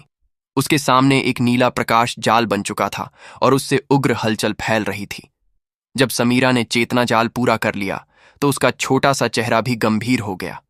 उसने अपने हाथ लहराए और नीले प्रकाश जाल ने गहरा नीला प्रकाश छोड़ा। समीरा ने पुकारा, वायु चेतना जाल। नीला प्रकाश उमड़ा और प्रकाश जाल के भीतर हवा के ब्लेड बन गए। हवा के ये ब्लेड हवा को चीरते हुए भारी ताकत के साथ नीचे उतरे। जमीन को भारी नुकसान हुआ। ये हवा के ब्लेड सीधे 3 लौह गैंडों को घेर लिया। जैसे ही हवा के ब्लेड उमड़े, उन्होंने तुरंत तीनों लौह गैंडों को काट दिया और उनके पूरे शरीर पर घाव कर दिए। आखिर में वे दहाड़ते और संघर्ष करते हुए जमीन पर गिर गए। उनके घावों से ताजा खून बहने लगा। ध्रुवांश ने किनारे से देखते हुए हल्का सा सिर हिलाया। समीरा ने जो चेतना जाल दिखाया वह प्रथम रैंक के चेतना जालों में शीर्ष माना जाता था। इसकी ताकत असाधारण थी। यहां तक कि चरम के आयुष्मान रैंक वाले लौह गैंडे भी इसे झेल नहीं पाए। समर ने समीरा की ओर अंगूठा दिखाया। क्या बात है? उसने 3 लौह गैंडों को देखा जो समीरा ने जल्दी मार दिए थे। उसकी आंखों में हैरानी थी। एक चेतक योगी वाकई ताकतवर थी। ध्रुवांश मुस्कुराया और समीरा के पास गया। उसने उसका सिर सहलाया और कहा, शाबाश। इन तारीफों को सुनकर समीरा की आंखों में खुशी की चमक आई। इस छोटी लड़की को खुश करना वाकई आसान था। ध्रुवांश ने कहा, अपना चेतक पत्थर निकालो, देखो हम तुम्हारी दीदी से कितनी दूर हैं। ये सुनकर समीरा के हाथ तुरंत चमके। उसके हाथों के ऊपर 2 हथेलियों जितना बड़ा एक प्रकाश बोर्ड उभरा। बोर्ड पर एक प्रकाश अवरोध था और उसमें कुछ रोशनी दिख रही थी। यह एक स्थिति सहायक चेतना उपकरण था। हालांकि इसे पहले से तैयार करना पड़ता था, यह एक निश्चित दायरे में दूसरे को ढूंढने के लिए काफी सुविधाजनक था। हालांकि ध्रुवांश ने उत्तरी हिस्से में चेतना उपकरण शायद ही देखे थे। ऐसा इसलिए क्योंकि चेतना उपकरण सिर्फ चेतना उपकरण मास्टर ही बना सकते थे और उत्तरी हिस्से में चेतना उपकरण मास्टर चेतक योगियों से भी ज्यादा दुर्लभ थे। यहां तक कि कुशलेंद्र के पास भी कोई अच्छा चेतना उपकरण नहीं था। कुल मिलाकर ऐसा इसलिए था क्योंकि उत्तरी हिस्सा बहुत छोटा था। समीरा ने चेतक पत्थर को थोड़ी देर देखा और उत्तरी दिशा की ओर उंगली दिखाई। हम करीब हैं। अगर हम इस दिशा में चलते रहे तो आधे दिन में मेरी दीदी मिल जाएंगी। ध्रुवांश ने हल्का सा सिर हिलाया। समीरा ने चेतक पत्थर रख लिया और ध्रुवांश को देखा। उसकी दोहरी चोटियां नाच रही थीं। ध्रुवांश भैया, क्या तुम मुझे मेरी दीदी के पास छोड़कर चले जाओगे? समीरा को उससे बिछड़ने का मन नहीं था। पिछले 2 दिनों में एक दूसरे के साथ समय बिताने के बाद छोटी लड़की को ध्रुवांश की दयालुता महसूस हुई थी और वह उससे काफी करीब हो गई थी। ये सब तब भी जब वह उसकी ट्रेनिंग के लिए सख्त था। समीरा ने उम्मीद से कहा, हम सबको किसी न किसी समय उत्तरालोक कक्ष जाना है। हम मेरी दीदी के साथ एक साथ जा सकते हैं। यह सुनकर ध्रुवांश मुस्कुराया। उसने छोटी लड़की की जोशीली दोहरी चोटियों को खींचा और जवाब दिया, जब समय आएगा तब देखेंगे। चलो पहले रात का खाना तैयार करते हैं। ध्रुवांश के अस्पष्ट जवाब से उदास दिखने वाली समीरा की आंखें वाक्य के अंत को सुनकर तुरंत चमक उठीं। वह उत्साह से उसके पीछे चल पड़ी। जैसे ही ध्रुवांश और बाकी 2 चले, जंगल के अंधेरे में छिपी कुछ नजरें चमकीं और फिर गायब हो गईं। अगले दिन ध्रुवांश और बाकी फिर से चल पड़े। समीरा के चेतक पत्थर की दिशा के आधार पर उसकी दीदी तेजी से इस दिशा में आ रही थी।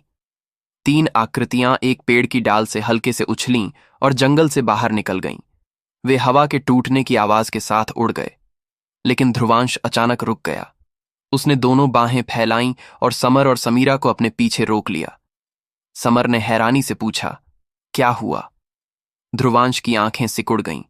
उसने शांति से सामने के जंगल को देखा और कहा, बाहर आओ। इतनी तंग जगह में छिपने में क्या मजा है? ध्रुवांश की आवाज गूंजने के बाद सामने के जंगल में हलचल शुरू हो गई। तुरंत समर हैरान रह गया जब उसने कई आकृतियों को जंगल से धीरे धीरे निकलते देखा। वहां कम से कम 30 लोग छिपे थे और समूह के सबसे आगे उसने 3 परिचित चेहरों को देखा।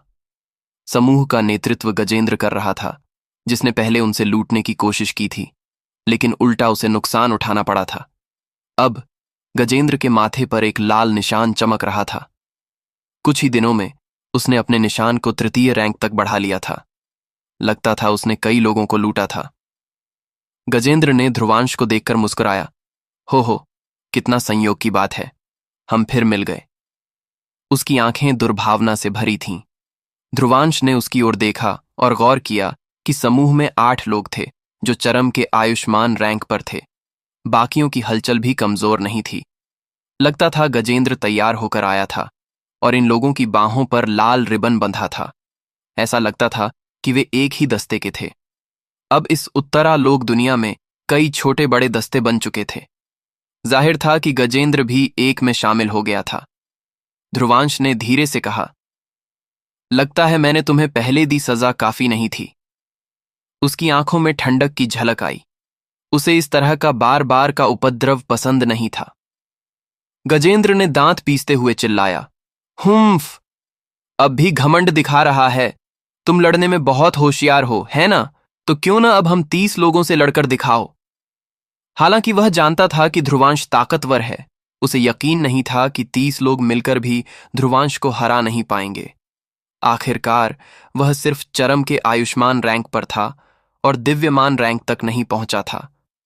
ध्रुवांश ने ठंडी आंखों से कहा, समर, समीरा को लेकर यहां से जाओ। उसकी हथेलियों से काली रोशनी चमकी, लेकिन समीरा ने ध्रुवांश की बांह खींची और कहा, लेकिन ध्रुवांश भैया। जब ध्रुवांश हमला करने वाला था, समीरा ने उसकी बांह खींच ली। फिर उसने चुपके से अपनी हथेली पर चेतक पत्थर दिखाया। उसकी गहरी काली आंखों में खुशी थी और वह बोली, मेरी दीदी आ रही हैं। ध्रुवांश हैरान रह गया। उसने चेतक पत्थर देखा और गौर किया कि एक रोशनी बहुत तेजी से उनकी ओर बढ़ रही थी। वह रोशनी तेजी से इस इलाके में पहुंची और चेतना शक्ति की हलचल तुरंत फट पड़ी। फिर एक ताकतवर चेतना शक्ति का दबाव पूरे इलाके में फैल गया। ध्रुवांश ने चेतना शक्ति का दबाव महसूस किया और भौहें सिकोड़ लीं। दिव्यमान रैंक की योद्धा। ध्रुवांश ने दूर देखा। उस जगह पर एक प्रकाश की आकृति बिजली की गति से बढ़ रही थी। तो दोस्तों, क्या होने वाला है आगे? आखिर कैसे सामना करेगा ध्रुवंश अपने विरोधियों का? क्या इस लड़की के आने से ध्रुवांश के दुश्मन पीछे हट जाएंगे या फिर आने वाला है कोई योद्धा? जानने के लिए सुनते रहे इस स्टोरी को सिर्फ और सिर्फ स्टोरी ट्यूब यूट्यूब चैनल पर।